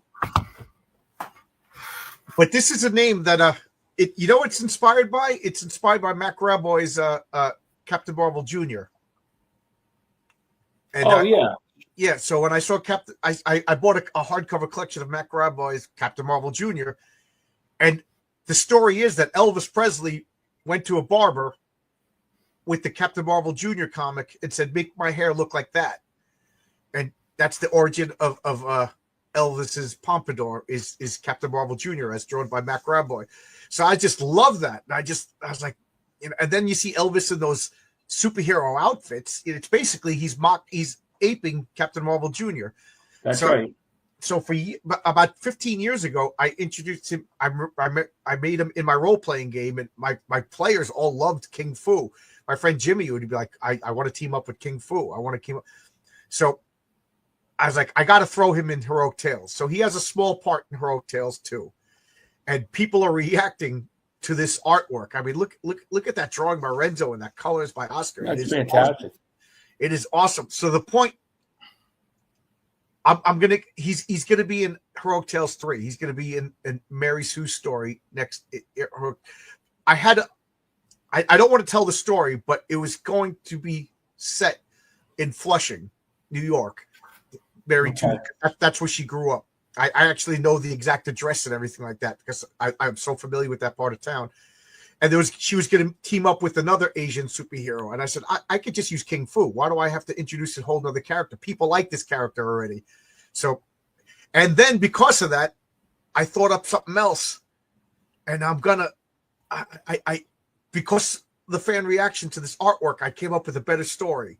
So I'm just. Yeah, I want to see him fight in a fight scene. Yeah, he does. Unfortunately, he doesn't fight in issue 2. He just has a cameo.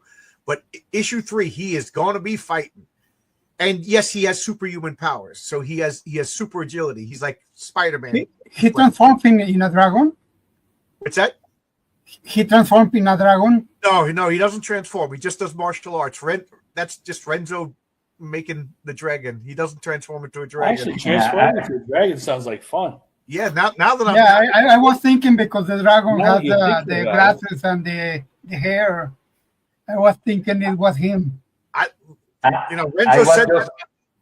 Go ahead, Renzo. Yeah, I was inspired by the Bruce Lee poster, that pose with the classic dragon behind him, and I just want to make a tribute, a parody. Not that. Yeah, I got that poster in my room as a child. Yeah, I love that pose. And that character, I love so much. Just when I was drawing, I just picture on my head all the cool things, that suit and that pose and that all that abilities, all the skills he can develop on comic, and I can't wait to draw it. Yeah. So he's going to be in action in issue 3. He's going to be doing a lot of fighting. And then I have a twist for Mary Sue's 3rd appearance that I don't have scheduled yet. Let's hope I can get there because I already told Renzo what the cover is going to look like. That's nobody told you about the colors from Iron Fist. Right. I was just about to say that because in my mind he's got the white Elvis suit, or and Oscar said he wanted the color of gold and green like Iron Fist, and I was like, all right, go ahead. And now I see it, and it's perfect. Yeah. Now I see it; it's perfect. I was like, all right. We already have a couple of characters that have white, heavily white uniforms. So the 3rd, like you keep using white, Right. Now that I see because originally he was supposed to be white and gold, but like he's going to be teaming up with Mary Sue. So you're right, Marcus, having 2 white character. That's not a criticism. It's just something. No. And you have Luna too. Right. It's a listen to you guys. When you got people as talented as Renzo and Oscar, you listen to them. I'm not a tyrant. Well, that's not what I heard, but I'll let that go. Yeah. I'm only kidding. So I just back to the name, great names. I just get a kick out of my buddy at work, Kelvin, and his family and his little kids are sitting at the dinner table playing a game based on my insanity for superhero rules. That is pretty funny. That's excellent. I was talking with Paul Thayer, who does a Project Analysis, and and he does it completely different than me. Like he's like, I need a guy with these powers. So he reverse engineers as far as my thinking. I see. But does he use the same type of names like that are useful, like you have, or does he have more names like Cable-ish? I'd say his names are more 90s names. Like one of the characters' names is Crimson Pain. That's his speedster. Right. I saw that. Yeah. And now that I'm saying it out loud, I realize, yeah, he runs through people and there's Crimson, and so that name works. But like he has another character who heightened reflexes, uses a big gun, armored, and his name is Lithium. Yeah, I see. Yeah, right. Well, I just figured because he's a little more based in the 90s, but doesn't mean I criticize him. I just it's different styles, but his comic is good, man. I really like it. Well, yeah, you're not the only one. Andy Smith loves that comic. Yeah. Like I said, it's a 90s comic, but well written. So if you like that style of comics, you're actually getting a characters that make sense, a story that makes sense, that you could, like, I hate to say it because Dan Panozzi but Prophet was unreadable. Every issue. Yeah, well, Dan didn't write Prophet. He just right. So I don't want to criticize him because he'll never come on my channel. But he's a nice guy. You could probably say that to him, and he wouldn't mind. We spent a couple hours with him, and he was super nice. Yeah, and he started out on Villains Vigilantes, the game that inspired. That's right. You could talk to him. We didn't really talk to him about that, so you could talk to him about that. Because I was looking up, like, I have an idea for the periodic table of the elements, and like what does each element do? And lithium stores and transports energy. So if I was to have a character, lithium, he would be an energy conductor, energy manipulator, right. Things like that. We got Keojo here. Greetings from North Carolina.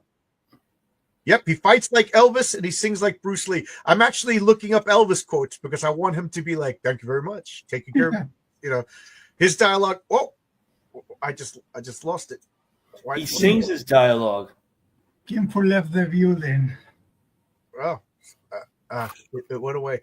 But I there's another character called Sergeant Stone, and he's going to talk like he was his origin was he fell in the Rhine River during World War II while fighting the Nazis, and the Rhine maidens rescued him, and over time he petrified and turned to stone.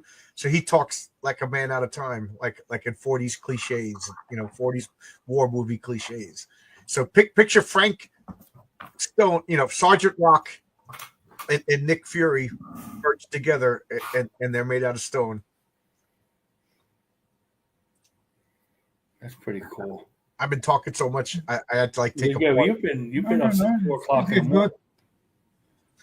I want to tell you a funny story that has nothing to do with comic books, but just shows you how like weird things happen at work.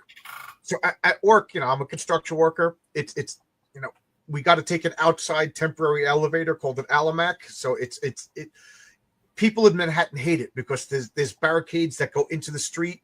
So cars got to go around and it's beeping all day. It's just so noisy. Trucks going around. Then we get deliveries, and it's a hospital. So there's always, it's just nuts. But anyway, the Alamac goes up and down all day long. And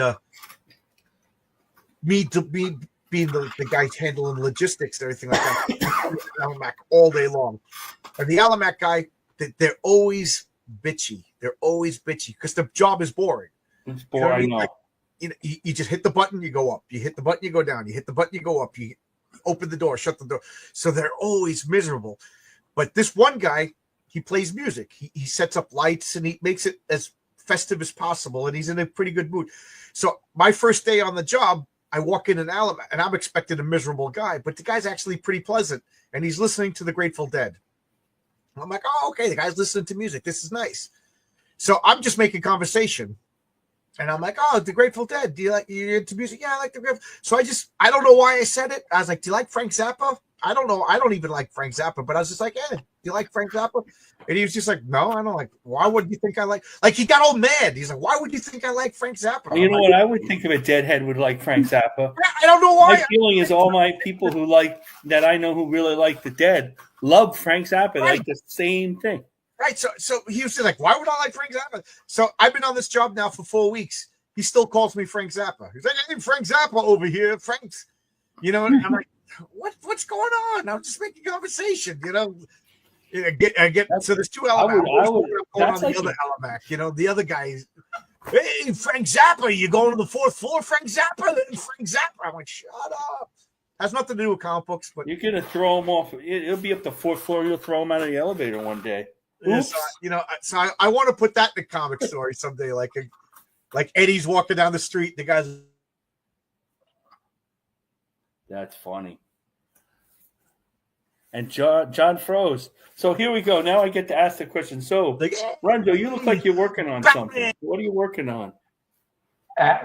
Thanks. I'm working on a few projects. I'm working with John on Mary Sue and the Petrich, and I'm working also on Doomface with Aaron Sparrow.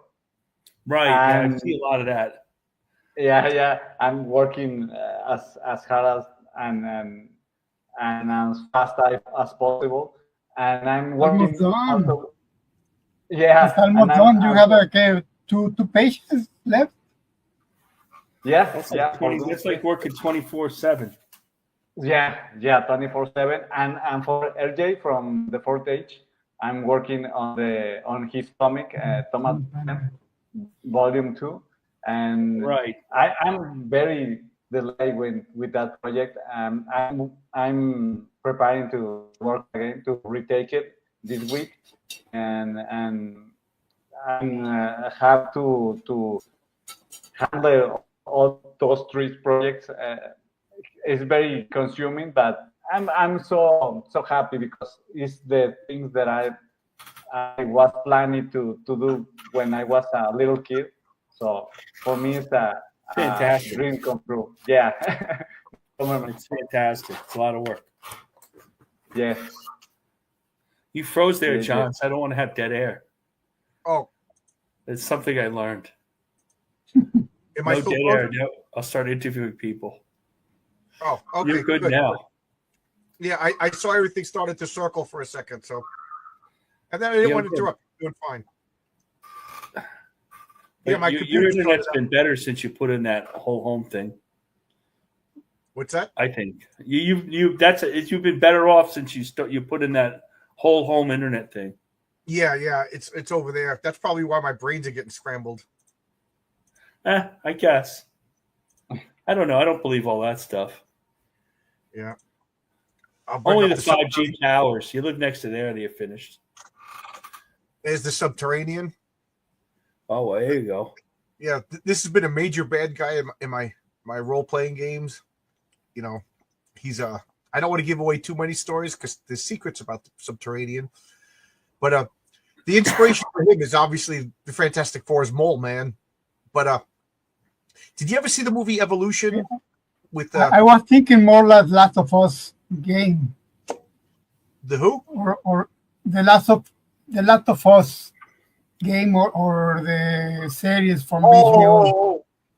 The Last creatures with the fungus and I don't know video games too. I don't play video games because I know me, and I would get lost and I wouldn't do anything else. You know, I would get obsessed with the side quests and everything. So I won't touch them. I think they're fun. They'd look awesome, but I know I would get obsessed with them. So I don't want to play. Yeah. They're very dangerous. I was a big video game player, and I worked in video games too, doing concept art. But it's very addictive. I have to quit because the last game I played was the first God of War, and for a week I don't go to work or I sleep with the control in my hands. Oh, it's so much fun.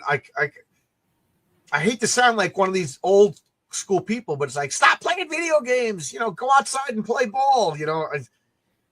It's bad enough I'm sitting here reading comics. Can you imagine?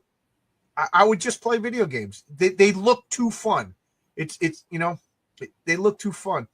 But so it wasn't really inspired by that. But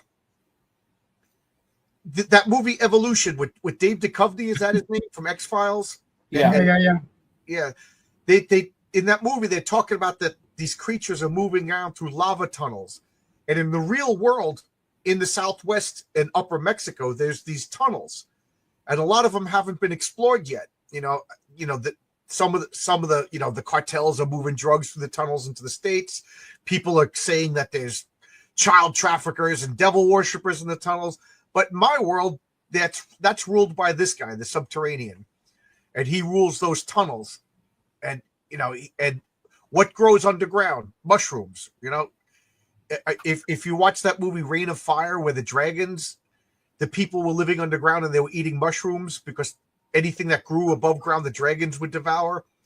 So I was just like, okay, so he lives underground. Mushrooms grow underground. He's dirty. He's rolling around in dirt. He never takes a bath, so mushrooms are growing on him. And that's part of his weapons. If you hit him and burst the mushrooms, spores are going to come out. And we all know what happens when you deal with mushrooms, right? So I just like this guy. I almost just spoiled something about him, but there's more to him than meets the eye. He's strong like the Hulk. He's clever. He's mean, and then he has this like hallucinogenic spore cloud that follows him around. So he's trouble. Yep. Video games are awesome. Just remember to touch. Absolutely. I know me. If I started smoking, I would never stop. If I started drinking, I would never stop. You'd never stop till the game was finished. It'd be all weekend. You wouldn't be able to publish a comic book. There's no way. Yeah, I would do nothing. No way that you do nothing. I could see how you are. So yeah, I would play criticizing every night you. till I'm 2 just o'clock saying. in the morning, and then I would get fired at work. It would be no good. Well, you don't need to work anymore. I wish not. You got enough problems. So the curse of work is always wanting not to be at work. Like, I don't mind my job so much, but I don't want to do it because there's other things I'd rather do all day. I mean, you can guess what they are, right?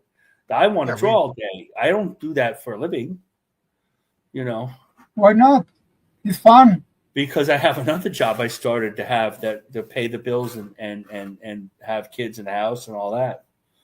It wasn't the crowdfunding and all this wasn't available way back when. how much longer till you retire? Comics. Could you retire anytime soon? Not right now, but I still have 5 years anyway. I wouldn't retire at 62. I'd retire at 65. Oh wow, I don't know. I got to crunch the numbers. I would probably have to sell my house in New York and move, but that's why we need more heroic tales. I want Renzo to get heroic money, and I need to pay Renzo. If we hit $10,000, he gets a bonus. So let's get to 10,000. We didn't quite hit it last time.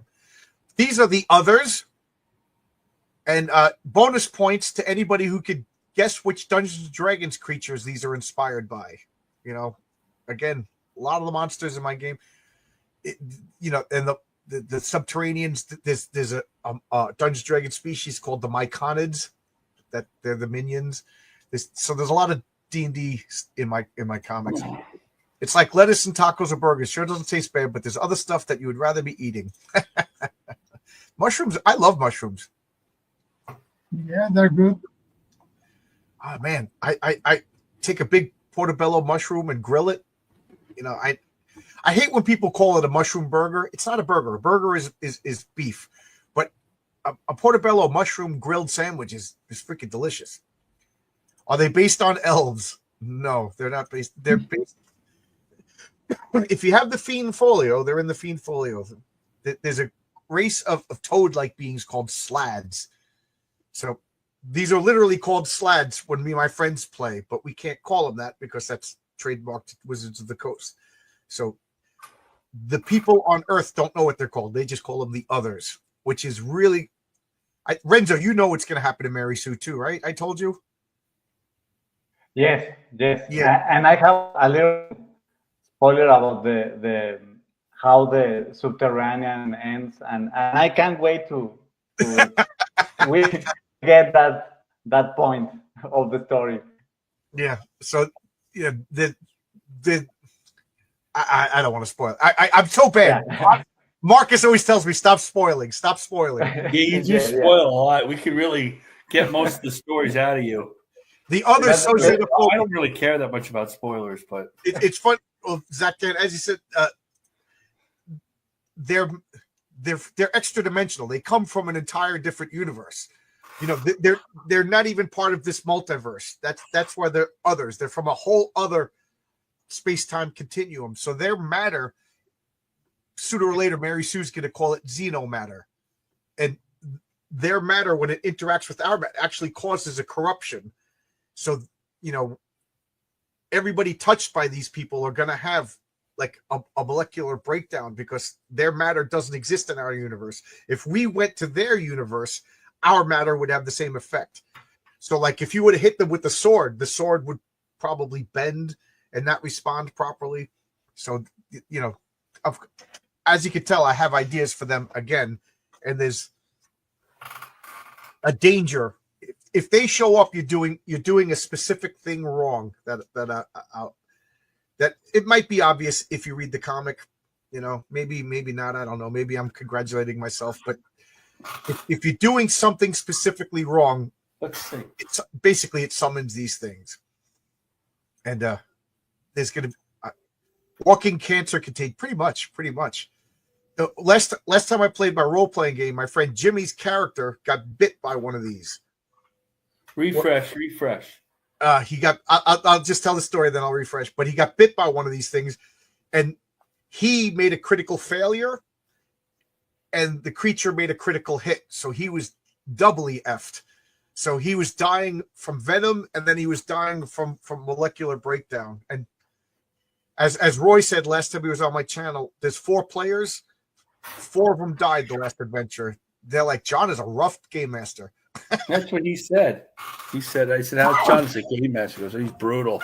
Oh, right. We got 2 sales. Well, There you go. See? That- I just thank- refreshed. Thank you. They appear when you don't tip your barber. I got to get a haircut tomorrow.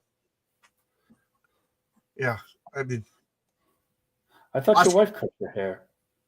she did for a while, but I like to get the beard trimmed so I don't look like a homeless person. Right. Let's go to the next card. So this is stretch card 1. So at $4,000, if we get there, we're going to unlock the Mary Sue card. At $5,000, we're going to unlock the Subterranean. And maybe I'm being optimistic, but I got 20 cards made because I was hoping. But what I'm going to do is sell them in sets of 10 for continuing campaigns. So even if we don't unlock them, we'll sell them on the next campaign. And I'm hoping people are going to want them after they read about these characters. Right. You know, so this is going to be stretch goal card 3, I think. I think 3. I didn't put the exact number. I keep hitting this wrong button. It drives me nuts. Okay. Yeah, I think it was the 3. The 1 was Mary Sue. The 2 was the another character. The chick with the wings in the. Yeah, that Oh, I one like that was the guy. 2. Yeah, Shield Maiden. Chill, maybe. Yeah, Shield Maiden. She's a.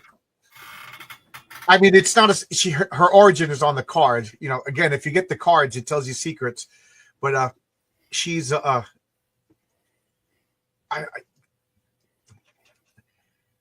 again, I'm trying not to spoil anything, but like things aren't as they seem, and it's going to be made clear in Patriarch number 1 when they talk about the origin, because if there really was superheroes, do you think that the government would let you know how they got their powers? You know what I mean? It's going to be in the newspaper that all you got to do is irradiate a spider, and then it bites you, and you become a Spider-Man. You know, like how many organizations or Russians or Chinese would be manufacturing Spider-Man? So every superhero is going to have two origins: the real origin and the origin that the government allows to go public. So, you know, her origin, and I'll let you decide if this is the real origin or the government disguise. She was an archaeologist, and she found a spear and magic helmet and became the Shield Maiden. Does that sound familiar? Do you know? Does anybody know? Get the reference? Spear and magic helmet. Nobody. Yeah, Dr. Fate. Bugs Bunny. Spear and magic helmet. Oh yeah, I recognize. I'm not thinking about it in that context. So she is you know, she's possessed, taken over, or whatever by Brunhilde, the Valkyrie, and she's, you know, Earth's guardian. And she has this shield, and she could make force fields like the Invisible Woman, and she could fire lightning from her spear. And I'll give you guys a little spoiler. She has a boyfriend, and he's called the Midgardian. What do you think of that name? I think that's Thor. A regular human. What's that?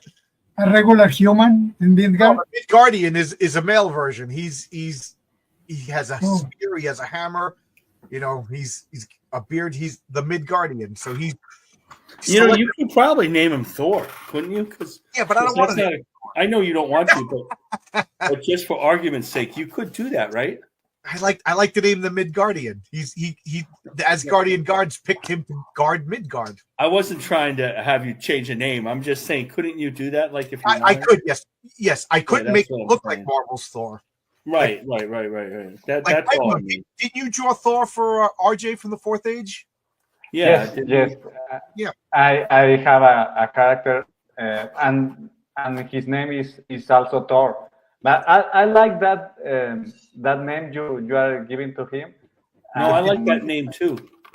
That reminds me a little bit to like a Frazetta paint, and I'm really into that name. I like.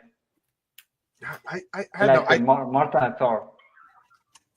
Oh my God, we got like 100 people watching. Thank you. First off, thank you everybody. Second off, Pledge, please. I think I gotta buy a comic, pledge 100. Yeah, I gotta let people know that. You know, when Cecil said, I got 20 backers and I have 100 people watching, what are the other 80 people doing? You're not backing. I think people are waiting for me to update that tier. I tried to do it, and I don't blame them. Keep us working. We are great. Yeah, what do you guys think of my theory of superheroes? That it all comes from the name. I keep asking Renzo and Oscar to whatever they sketch that has anything to do with heroic tales.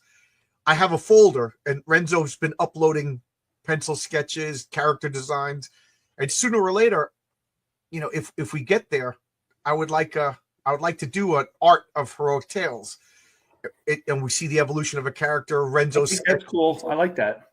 And that's one of the things I'd like to do is, since I'm not an artist, talk about the theory behind the names. You know, what I like.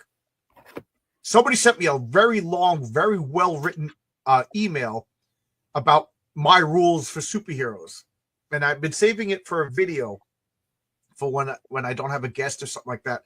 And I'm thinking it would probably best as an essay to complement this art of heroic tales that I would love to get to someday. So and it'll be easy to do because Renzo already did the artwork, and then we can pay him for his doodles and sketches and everything, you know. But and I have a bunch of characters that I have to design for you. You pass me all your ideas and your sketches. And I love how the energy that those sketches have, and I try to replicate on the paper, and that's the way the Raven born and all. I can't tell too much, but I have a bunch of new characters that John designed, and I have to I make some sketches on paintings, and we got it on that folder. I can't wait to make those on real paper, on real pages. Yeah, I'm trying to. Yeah, you don't think about it, but it's very clear your sketches. You maybe look like silly drawings, but it's very clear the idea. I love the phenomenal man and the Wonder Woman design you did. It for me it was very clear what you wanted. That's good to hear, because I get embarrassed by my art. You know what I mean? Like this is what I sent Renzo for Shield Maiden. Yeah, I have it all. But what Renzo sent back was this, but good. Like I joke around and I say that he's the alchemist. He takes my lead and he turns it into gold. I was thinking like a Stanley version of the Stanley scripts, Marvel way scripts. You give a major idea of what you want, and we do whatever we think about it, and it's fine. It's a good team. So you like this idea then? This is helpful? Yeah, it worked for me. Yeah, cool, good. That makes me feel good. That because I like to draw, I'm just not good at it, and I'm not exaggerating. When I saw Shield Maiden, what Renzo drew, that's what was in my head. I just can't get that on paper, So That's great. It's a lot of fun. Let's refresh now. It's still at 20 backers. I knew there wasn't, because I got my phone right here and I could hear the dings whenever somebody backs. What? Brian says sorry he had to go. Don't be sorry. You got to eat. You got to eat dinner. Don't be sorry. So it's almost 12:30 now. I guess we'll go 8 more minutes because I can't stay awake anymore. I've been up since 4 o'clock in the morning. Anything, guys, you want to talk about? Anything you want to mention? Anything you want to say? No, you just back the project. We do it with all our love and effort, and it's a great comic. I don't see the patriarch part, but the Mary Sue is a very interesting story and with great art from Renzo, and I try to do my best. It's a good comic. If you like the first one, the second is best. Yeah. It my goal is to get better and better with every issue. And so far I think I'm doing, Renzo, your art is just getting better and better and better. I mean, it was great to begin with, but I'm so lucky that you like working with me. Oh, man, And the thank two you very parts much. are Renzo art. The two parts, Mary Sue and the Patrick, are just Renzo. Yeah. All the comic is just Renzo. And look at Thanks. that. The coloring is so good.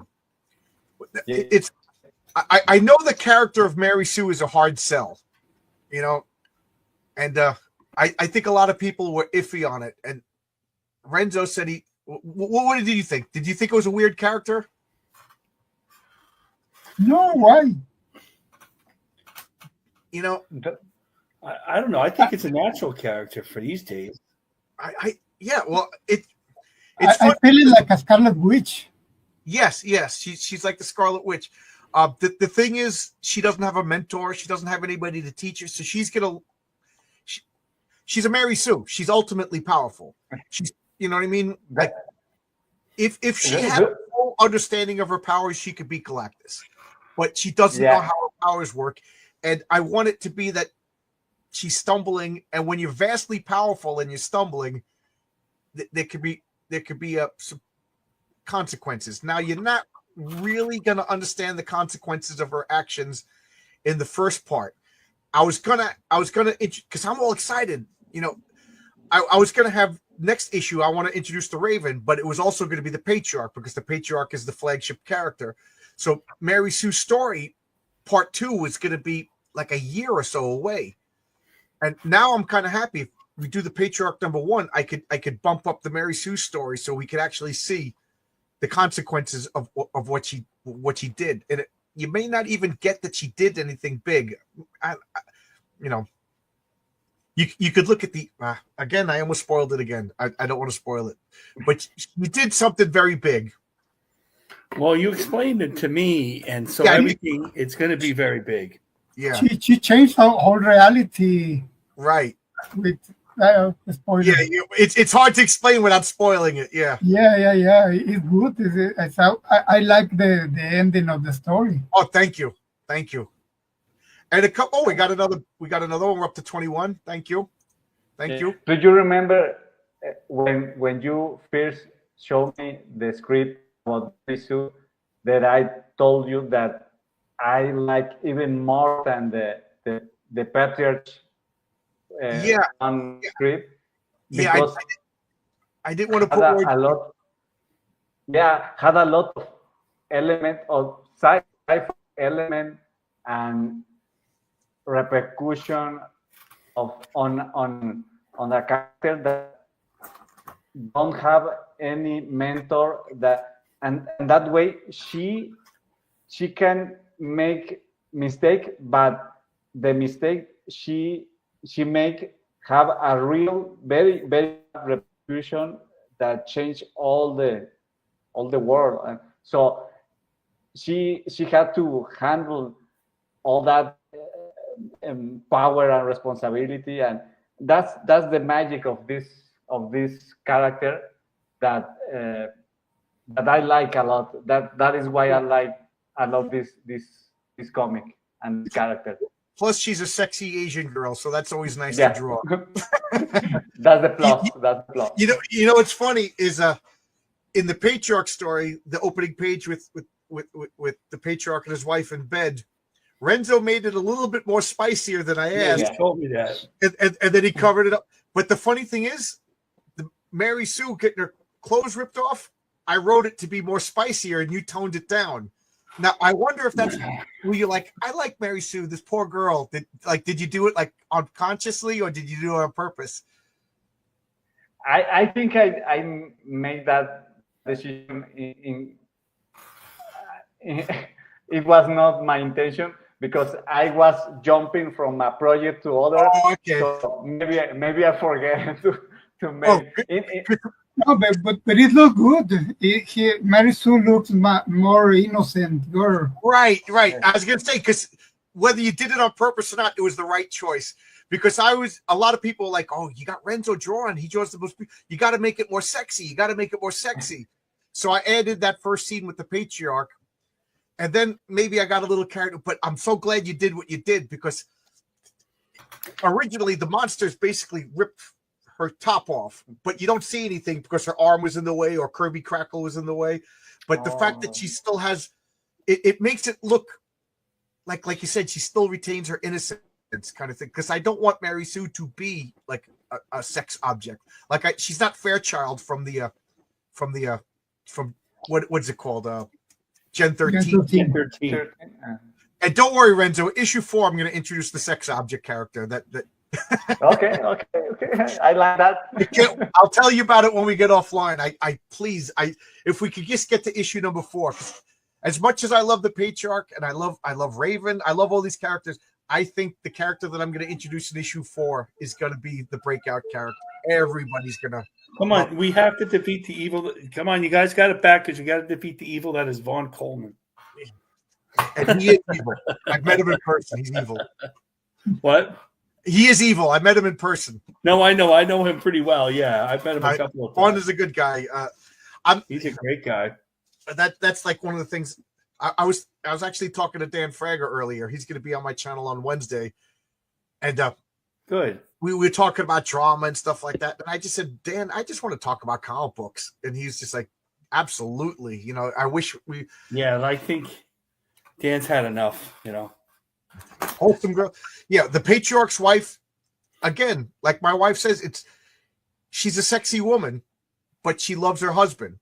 There's nothing, when the salesman shows up, you don't have to worry. You know what I mean? When the Patriarch, Regina Renzo drew Regina. Oh my God, she's so sexy. The reporter, she's throwing herself at the patriarch. The patriarch's like, leave me alone, man. I'm happily married. Like, that's the way I want him to be. Mary Sue is a good girl. Like, she dates to marry. She doesn't drink. She studies. But but I'm gonna introduce a love triangle. And I think like her third appearance, I was telling Renzo, I want it to be like a romance cover. Marcus, how you've been showing romance covers. So issue just 4 of her posting my timeline. be an homage to 50s and 60s romance comics. I post one every day, Renzo. Yeah. We're gonna have Matt Baker for a while. Matt Baker was a genius. You can see where Dave Stevens got all his style from. Davis was. Hey, Chris, how you doing, Chris? I thank you, Chris. How you doing? Chris witnessed Vaughn Coleman eating. I heard. Yeah, I've seen Vaughn Coleman eat. Vaughn Coleman's the skinniest guy in the world. We went to a restaurant. He ordered so much food, the waitress thought he was kidding and only brought out half his meal. And he was like, where's the rest? She was like, you were serious? Okay. And he ate it all. Big fat guy like me couldn't eat it all. So I think Vaughn hates when I tell that story. So Oscar, for Eddie is Doomed, when we start going full swing on that, Tonic Ball has to finish up his fulfillment, which, like I said, makes sense. He's got to deliver to his customer. I would like to follow up Eddie is Doomed with a comic called The Top 10 and just have stories about all the characters we designed. Like I was like you obviously you get first choice of where you put, but I'd like to have different artists do different characters. To have, like Renzo, you got to draw Bikini Girl. I want him. I want to see a Thunder Woman and Thunder Girl, a story by Renzo. Oh yeah, Thunder Woman and Thunder Girl by Renzo. Yeah, that would be a good one. Yeah, Yeah. I have an idea for a Captain Arachnid. The Silver and the Golden Age. Right. We were making sounds like a lot of fun.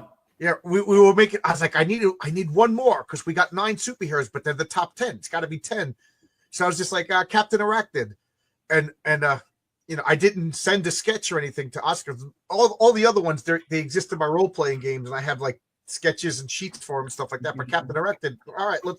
And then Oscar, I was like, okay, he's like this, like that. And Oscar goes, no, he's like this, and pulled rank and then drew it, and I'm like, that's it, that's the way it is, right? The golden age. You won't have to write anything. You just get the guys a plot, and you'll just dialogue. No, I want to go out from the obvious. No, not a ripoff of the Spider-Man. I wanted more like if the Golden Age character. I wanted more noir story, like a spy master, like the Black House comics, Yep. Normally, I'd find love triangles annoying, but less so if the story makes sense. I think it would make sense for Mary Sue to have multiple people interested in it. Yeah, she's, I don't want to spoil it. But the zombie sheriff is called the Tombstone Kid. So it's, he's a zombie, and he doesn't have any dialogue. He never talks. He's just a zombie, sheriff. I love him. With that, I was not sure the design, because I was thinking the Kid Cole comics for Marvel, but when you say the kid, I was thinking a teenager, and I see it like a child.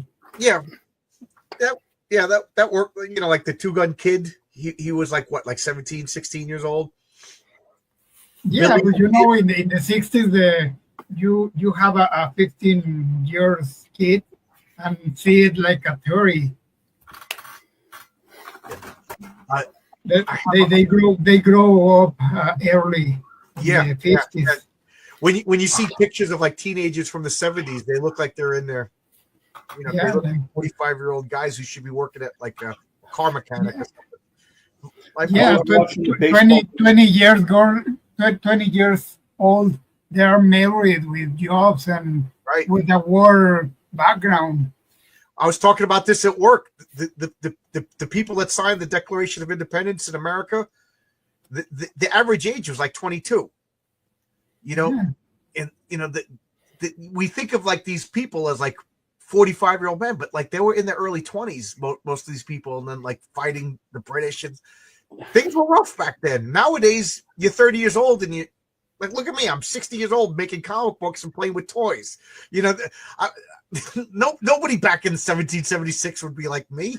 I was watching the baseball game and the Yankees are playing the Pirates. So they showed a picture of Honus Wagner, like the 20s, 30s, and Babe Ruth. And they said Honus Wagner was 32 years old in this picture. He looked about 50. Yeah. Because he didn't just play baseball. He worked in the mines or something in the off season.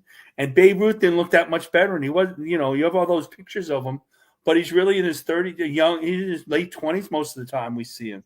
And they look like they're 50 years old. It's a harder life, even back then. You know who else is going to have a hard life? Mary Sue. There's the first page. Everybody's going to have a hard life, yeah. Renzo, Oscar, did you see it with the lettering and everything? Yeah. No, it's the first time, and I love the contrast of the colors and the background. That really looks nice. Yeah, and it's true. The lettering make the comic actually. Bill was in the chat. Bill Williams, an excellent letterer. He's an excellent letterer. He really is great. This is also, keep in mind, this is the first draft. I'm sending this to an editor. We're checking. So, like, the lettering isn't locked down yet. Like, you know what I mean? If I go to the next page with his dialogues, you can see, like, the pointers aren't there yet. Isn't it great on a computer lettering? You can have them letter it and then check it. And then I just have to add a letter, and it's not that big a deal. Like, if it was hand lettered, you have to do it. Right. Completely backwards. And this I like. I think I'm going to give an exact time and date for every comic, So, because the Patriarch, I'm already starting. He's been around for 20 years. And then issue number 1, it's going to be set right after Heroic Tales number 2. But then he's going to, that classic Marvel thing, retell his origin kind of, So and I love it, the first page, like all John Byrne West Coast Avengers comics with the close up with the splash page, Right. Yeah. And I heard for her second appearance in Heroic Tales number 3, the first page is going to be a splash page close up of her face. And I'm starting to think that might be the Mary Sue thing. Every time I do a Mary Sue, the first page is going to be a close up of her face, like a little snapshot of the story. So this is obviously, this whole story is told in flashbacks, as basically her life is passing before her eyes because bad things are happening. And then the second issue, it's going to be a close up of her face, but for entirely different reasons with a different expression, And then I think I'm getting ahead of myself. Oh, and Renzo, I already, how you drew that wonderful picture on the back of Heroic Tales number 1, holding the baby and everything. Yes. One of my favorite pin-ups covers of all times. Is so unique. I remember I sent you a very, very quick sketch, and you told me, that's the idea, but we can make this and that and that. What you sent me and what we did is just it's master. Yeah, even if I never make another comic book again, I'm so proud of that. That is so good. That I just love that so much. So I wanted, the Patriarch is not going to be a flip book. It's going to have one cover, but I don't want the back cover to be an ad for the printer. No offense to the printer. I used Comics Wellspring, and man, you think I called Luke Stone in a panic? I called Comics Wellspring in a panic, and they were so nice to me. They must have hung up the phone and said, this guy's a lunatic. But, I'm calm and collected here, but off camera, I could be a crazy person. So they're wonderful. They deserve all the credit in the world. But on the back of the cover, you know what I was thinking? It's going to be the patriarch at home. He's got to have his costume on so people know it's the patriarch. And then all 7 kids and the wife, and each one of them has a different comic book. And one of them will be saving the world. One of them will be Wolf and Batsy. Like a Rockwell painting, like a Rockwell painting in the Thanksgiving painting, What? Like the fireplace. I got an idea.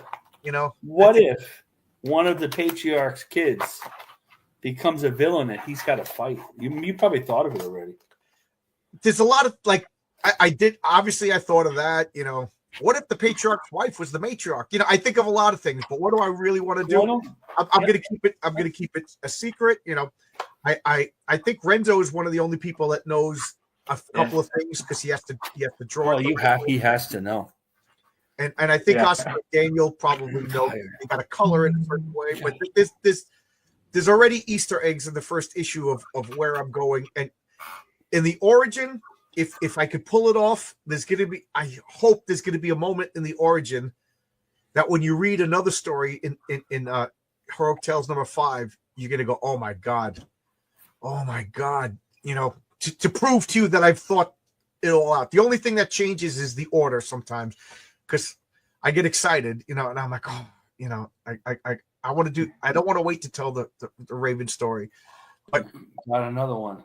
But I will say this: the Raven story is crucial to finding out why the wife is burnt.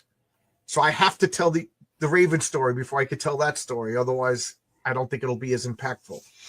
I don't know. I'm trying to. I just want to spoil everything. Well, you want to talk about it. He's so excited. Yeah, we see a kid turning, but nobody expects the family mechanic. I just want the family to be good. I do.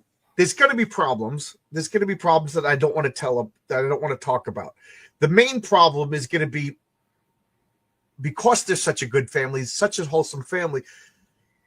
The kids don't want to live on the farm for the rest of their lives. They want to go and have their own life. The Amish. You know what I mean? Yeah. You know what I mean? The kids didn't sign up for that. Like the oldest son is ready to go to college. So. Yeah, but do they have to know like a secret identity? Does it. Like they have to be known as the patriarchs? They're not tyrants. They're not going to be like, no, you can't go. Like he has to go out and meet a girl so we can have grandkids. You don't think the patriarch wants grandkids? You know what I mean? That ain't going to happen. What are they going to do? Import women onto the farm? So the oldest kid wants to leave, so that's going to be a problem. Import women on the farm. That's pretty good. Hey, Creative Welshman, how you doing? So there's going to be and one of the kids is good. They just assume that they're going to have superpowers, right? Their dad has superpowers. So what happens if they don't get like one of the kids is going to be really. Is he a mutant then? I mean, if he's not a mutant, why would they have superpowers? Well, that's just Reed Richards. I mean? Reed Richards' kid has superpowers. They're not mutants. That's true. He's a mutant. Yeah. So, but like I said, every superhero in my world has 2 origins: the real origin, and then the government origin. So, and then a patriarch connects is a small farm village. So that's going to be kind of family stories. And then I can't spoil it. If this comic flops, I'll just have a stream and I'll tell you all my ideas that was going to happen. But let's hope that doesn't happen. We're up to 21. We're up to 21 sales. 6. I was hoping because when we were on Bancroft, we hit the $1,000 in an hour. So that I'm hoping the tariffs aren't causing problems here. I've been talking so much. I got to eat my Chick-fil-A. Do you have Chick-fil-A in Mexico?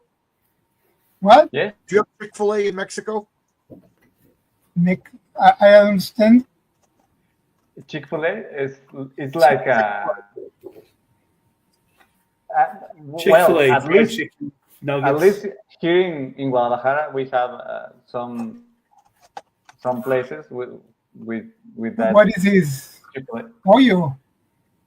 Yes. This. Like what? Like Kentucky or like a Pollo Loco? Or what? Pollo Loco. That sounds delicious. No, es más bien como como más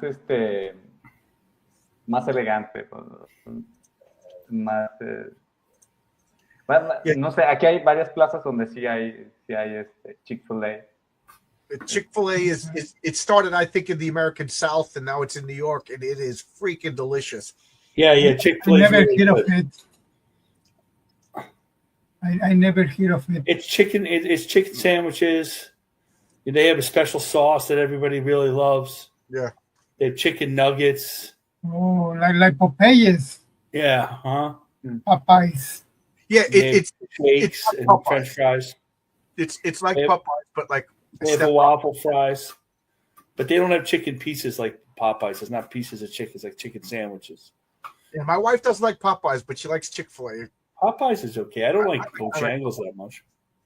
What We have what Bojangles. I don't like that much. what fast food places do you have? I mean, you have McDonald's and Burger King by you, right? Yeah, it's everywhere. Yeah. You know what? Americans places, you say, or we have in Monterey, we have Wendy's, Burger King, McDonald's, Tim Hortons, Starbucks, Burger King. I gotta ask, do you have Taco Bell in Mexico? No, it's an offense for a Mexican. Yeah, why would I was hoping you'd say Well, they didn't really have Mexican food in the United States before Taco Bell. When Taco Bell broke through, then people said, "Oh, we can make restaurants," and they made some whatever better restaurants, like sit down restaurants. Yeah, but Taco Bell is not taco. no. Yeah, And like pizza. Taco Bell is Taco Bell. It's not Mexican food. It's Yeah. No, it's not. But there was nothing even close before. but I gotta say Before that, it's like pizza. There was no pizza. There was only pizza in San Francisco and in New York. There was no pizza all in the middle of the country. And then the World War II, all the people, all the soldiers that stood in Italy and Europe come home. Where's the pizza? And they created Pizza Hut and Domino's. And yeah. Zach Ted, are you in New Mexico? Because there's Taco Cabana in New Mexico. I lived there. And the thing about Taco Cabana is it had all you can eat pancakes for $1. And I gotta say, when you were a broke college kid, you ended up at Taco Cabana at 2:00 in the morning just eating pancakes and a glass of water, because all you have is like $2. Oh, Texas. Okay. And it made no sense whatsoever that a Mexican place would have pancakes, but it was just like every kid at University of New Mexico was just like, what are you doing for dinner? It's like, I have $2 in my pocket. All right, we're going to Taco Cabana. But it was a step up from Mexican food. If you got their taco, right. But yeah, but I just don't understand how Taco Cabana had all you can eat pancakes for $1. It was just like, can I have more, please? Usually it was one plate because it's filling. They also had a Waffle House, and Waffle House had a all you can eat breakfast. It was like $7. They don't have that anymore. It was like eggs, bacon, hash browns, but you could only get one plate at a time. And then when you're done with that plate, you order it and they gave you another plate. You know what I mean? So we used to challenge each other. How many plates could you get? Like some days we were so broke, it was like all you can eat because this is it. This is all. We would go to the Waffle House, and just like everybody, they made the rookie mistake. They would woof down the food really fast. I'm like, no, dude, you got to eat slow. You can eat more if you eat slow. So I would. We used to have a Denny's here. There's a Denny's. We have one Denny's. We have a couple of Denny's. Not that many. Yeah. No, not we have anymore. A lot of Waffle Houses. Waffle House is very, very big in North Carolina. We used to have Denny's, and I like it. Whataburger, but they disappear from here. I don't know why. Yeah. Oh, the Whataburger. What's his name? Who's the guy that made the Iron Age icons, the cards? I don't remember. Andy Smith, Andy. No, not Andy Smith. Miller, Andy Miller. Adam Miller. Adam Miller. His stepfather owns the Whataburgers. Wow. So that's why every time I see him, I'm like, where's my burger? Where's my burger? Yeah, I'm not joking. I was so poor in college. That was the only time I wasn't getting comics. You know, I was broke. Like we were like not even kidding. We had like 5 people living in a house, and we were like going through the couch for change and fighting. I found this nickel, you know, and there was a gas station on the corner, and they had frozen pizzas for 98 cents, and with you know, so it was like $1. We get a frozen pizza, and the fridge was always filled with these 98 cent, and we were like, you ate my pizza. Like we were fighting over a 98-cent pizza. That it was the skinniest. No, the trick in college was throwing parties in your house. So the leftovers of food and cigarettes and beer for the week. We used to have in Albuquerque, you know, this was before the Breaking Bad show came out, but Albuquerque, they picked it because there's bad neighborhoods, and we would have parties. We were college kids. We're throwing parties in our house, and skinheads, no joke, skinheads used to drive around the neighborhood, and if they saw that there was a party, they would just walk into the house and steal all your beer. So I remember my friend Cody, he had a keg party, and a bunch of skinheads just came in and picked up the keg and walked out, and like everybody's intimidated and doesn't say anything. But I remember the skinhead came into my house, and he opened up my refrigerator, and we had a keg in the backyard, but I don't know why they stopped. They didn't go in the back, and he looked at the sick. I go, hey, who invited you? And he's like, nobody invited me. And I just whispered, I said, you better get out of here, or I'm going to shoot you in the face. And the skinhead put the beer down and left. I was like, oh, okay, beer muscle for the win. At the time, I had the shaved head. I wore this big leather jacket, and I always had my gun in my pocket. You know, so I opened it up. I said, I'll shoot you in the face if you touch my beer. He was like, oh, okay.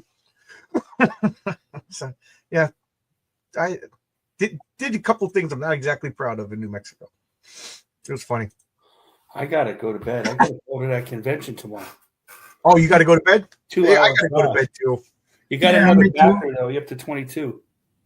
Oh, I'll refresh and let's bring it up. And I'm starting to talk nonsense now because I've been awake for like 2 Hey, hours. Renzo, I send you. Renzo, te mandé algo por el Messenger. Let me watch it. I want credit for the evil patriarch though. Oh, let's bring that up. Oh, you don't have to bring it up. Hold it up. 70%.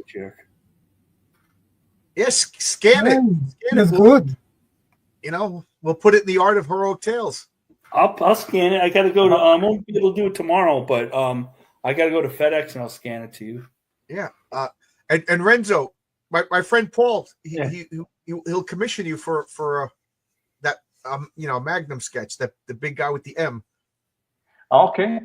I draw on real paper and inks and pencil. I love the design. I like a lot that character. I really like it. Yeah, no problem. Yeah, he's referenced a few times in he's got a little box. He shows up in a cameo in the Mary Sue story, but in the Patriarch story they mention him because patriarchs try not to fight with stuff. That's the patriarch doesn't want to start fights. You know, he's a dad. He doesn't want to just come in and start spanking everybody. So he tries to use reason first, and he's reasoning with the subterranean. That's one of the things he says. He goes, "You better knock this off, because I can't stop Magnum." Because Magnum is shoot first, ask questions later, and he's super powerful. So he's gonna, he's the kind of superhero that like everybody else has got everything calmed, and then Magnum shows up, knock it off, and everything starts all over again. So he's like an explosion. Cool. Because that's the way my friend Paul plays. He doesn't listen to any clues. He doesn't realize that the problems were solved. He's just there to roll 27 dice. So if Paul's listening, he'll laugh and agree. But nice. But anything you guys want to say? I'm gonna shut it down for the night. I really have to go to sleep. It was working. Yes, I only can say I wish to have the time to go to bed like like you. I had to finish those pages, and now I see what Oscar sent me. Beautiful as usual. It's a Doom page, space page. Sorry for my pronunciation. It's okay. I really want to keep moving with the cards and the new patch page and the Doom face. So I'm living the dream, and please keep backing the Mary Sue comic, the book, because what John have on his mind that is telling to me, he's just put any seed on every panel, and he had a huge universe that we gonna create in the future if we can support us or project. And please back this issue and make this possible. Yeah, so much, and Logic is trying to lull us into staying. He is to all of us. What two characters would you love to work on and have total creative power for the Marvel and DC? Oh, Spider-Man or the Exiles? Oscar says. You like the Exiles that much, Oscar? Yeah, I love the concept of the Exiles. Is one of the favorite comics. Spider-Man, I work in some spin-off from there, but I like to work in a story, complete run from Spider-Man. In DC, I love the Metal Men or the Outsiders Oh with yeah, Batman. Metal. Those I like a lot. Doom Patrol are great for me. The Byron, I love it. Yeah, the Metal Men are a lot of fun. They're an underused DC. What about you, Renzo? What would you like to do? What two would you do for Marvel and DC? From Marvel, I like challenge. I really would love to work on Captain Marvel, make her a really good, sexy character with deep personality, a very feminine character with a very strong feminine portrait of what a real woman are with her powers and all the stuff, but not making her tough and I don't know, and make her feminine but powerful Right. and It have could a work. real story. I agree with you. Yeah. She was Yeah. sexy and powerful and fun and flirty and cool, for most of her history, and then they stripped away all the fun. Yes. You can make a girl character powerful. I'm making a powerful girl character. I have a bunch of powerful girl characters, but I want them to be fun. Mary Sue is going to be sweet. Maybe we can make our version of Captain Marvel in one new character. I don't know. That's maybe. Starlet. I see you drawing X-23, the Wolverine and Laura Kinney. Maybe that could be, but of course, looking her wild side, but still with feminine and sexy and powerful, and maybe from DC Green Lantern, but the Kyle the 90 Kyle Lantern, Rayner. Kyle Rayner. Yeah, I maybe because I was reading with when I was a teenager, but is my favorite. That one or Guy Gardner, one of those two, I like very very much. I like what about the GLAI, the Justice League International with Guy Gardner? Yeah. But it was a time when Guy Gardner had a very unique power. I think it was a warrior or something like He was a warrior. warrior. I Oh, like that's that right. version. I like that version. Or I don't know. I used to be a very DC more than Marvel, but in my mind right now, like I can figure it out uh, a DC character, but those two Green Lantern, maybe the Punisher. Oh wow, you draw the Punisher Yeah. would be good. This character is Starlet. She has a small cameo appearance in Mary Sue, but she's Captain Marvel. She's got space powers. You know, she can Oh. fly in space and everything. But at the same time, she's also Ginger from the Gilligan's Island. So She's the one co-worker. what's that? She's the one who worked with her. I'm The sorry. blonde lady who worked with Marisu. Yeah, She's the one. No. She's in the Mary Sue comics. She's one of the superheroes that already. She's on the same team. Oh with yeah, Mary, but color.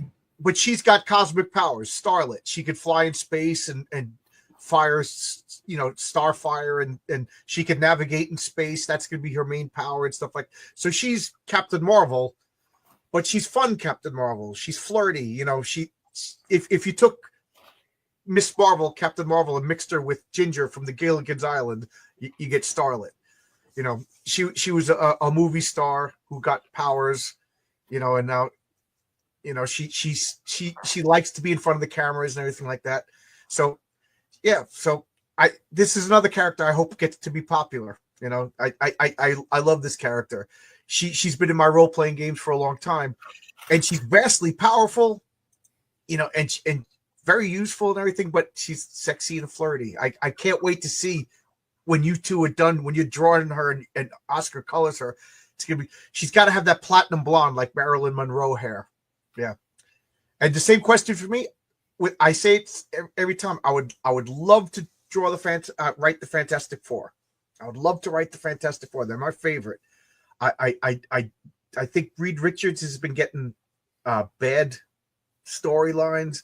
He's always, you know, I think all of these people at Marvel Comics hate their father, and Reed Richards is like the father figure, so that they're just mean to him.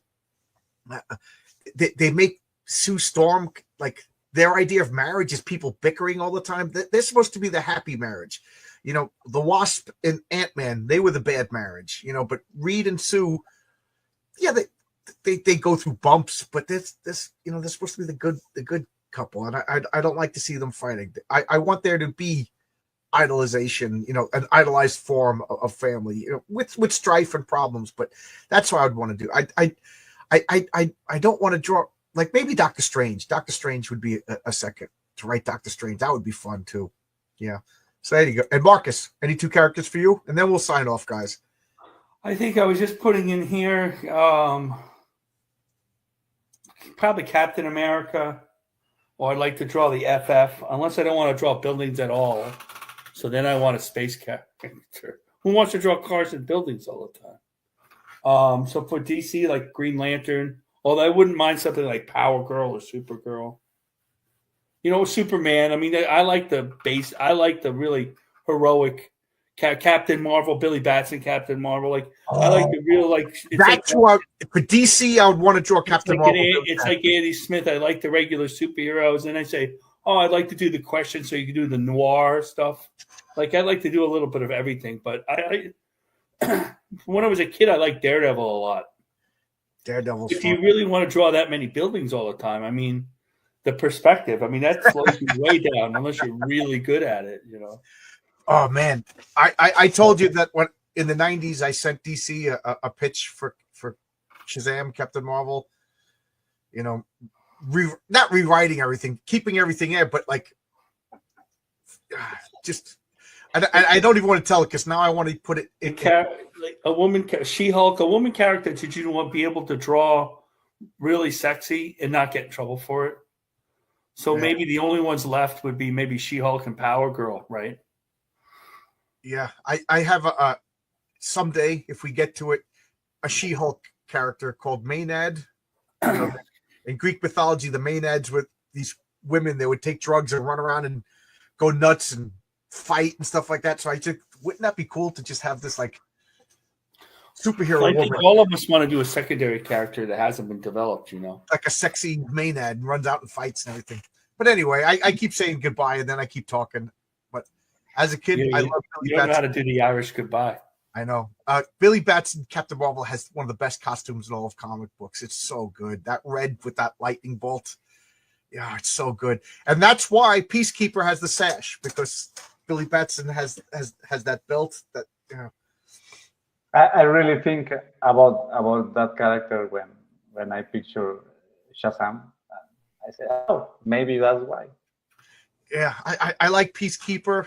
It's funny because people have been messaging, is he a bad guy? Is he a good guy? Like, they're judging my politics. Like, if I make him a good guy, then I have to be a Democrat. But if I make him a bad guy, I have to be a Republican.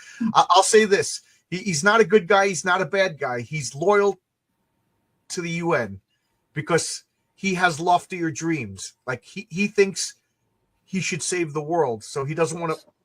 Does that make him a good guy? Does that make him a bad guy? I think it makes him a little naive, but inside his heart, he's a good guy. I'll leave it at that. But yes, until Lex Luthor becomes president. yeah, that's Philip Manning. He wants power at all costs. He's the bad guy in Mary Sue.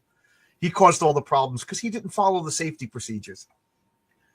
There's one thing I wish I could have changed the script because I thought of it after I saw the art and I was reading it. But I'll explain it after the comic ships and see if people agree with me. One thing to show you how bad Philip Manning could be. But anyway, I'll babble because I'm getting sleepy. Good night, everybody. Good night. Thanks a Good lot, night. John. We're back Great in. to see you all. All right. Bye-bye. Bye. Bye-bye.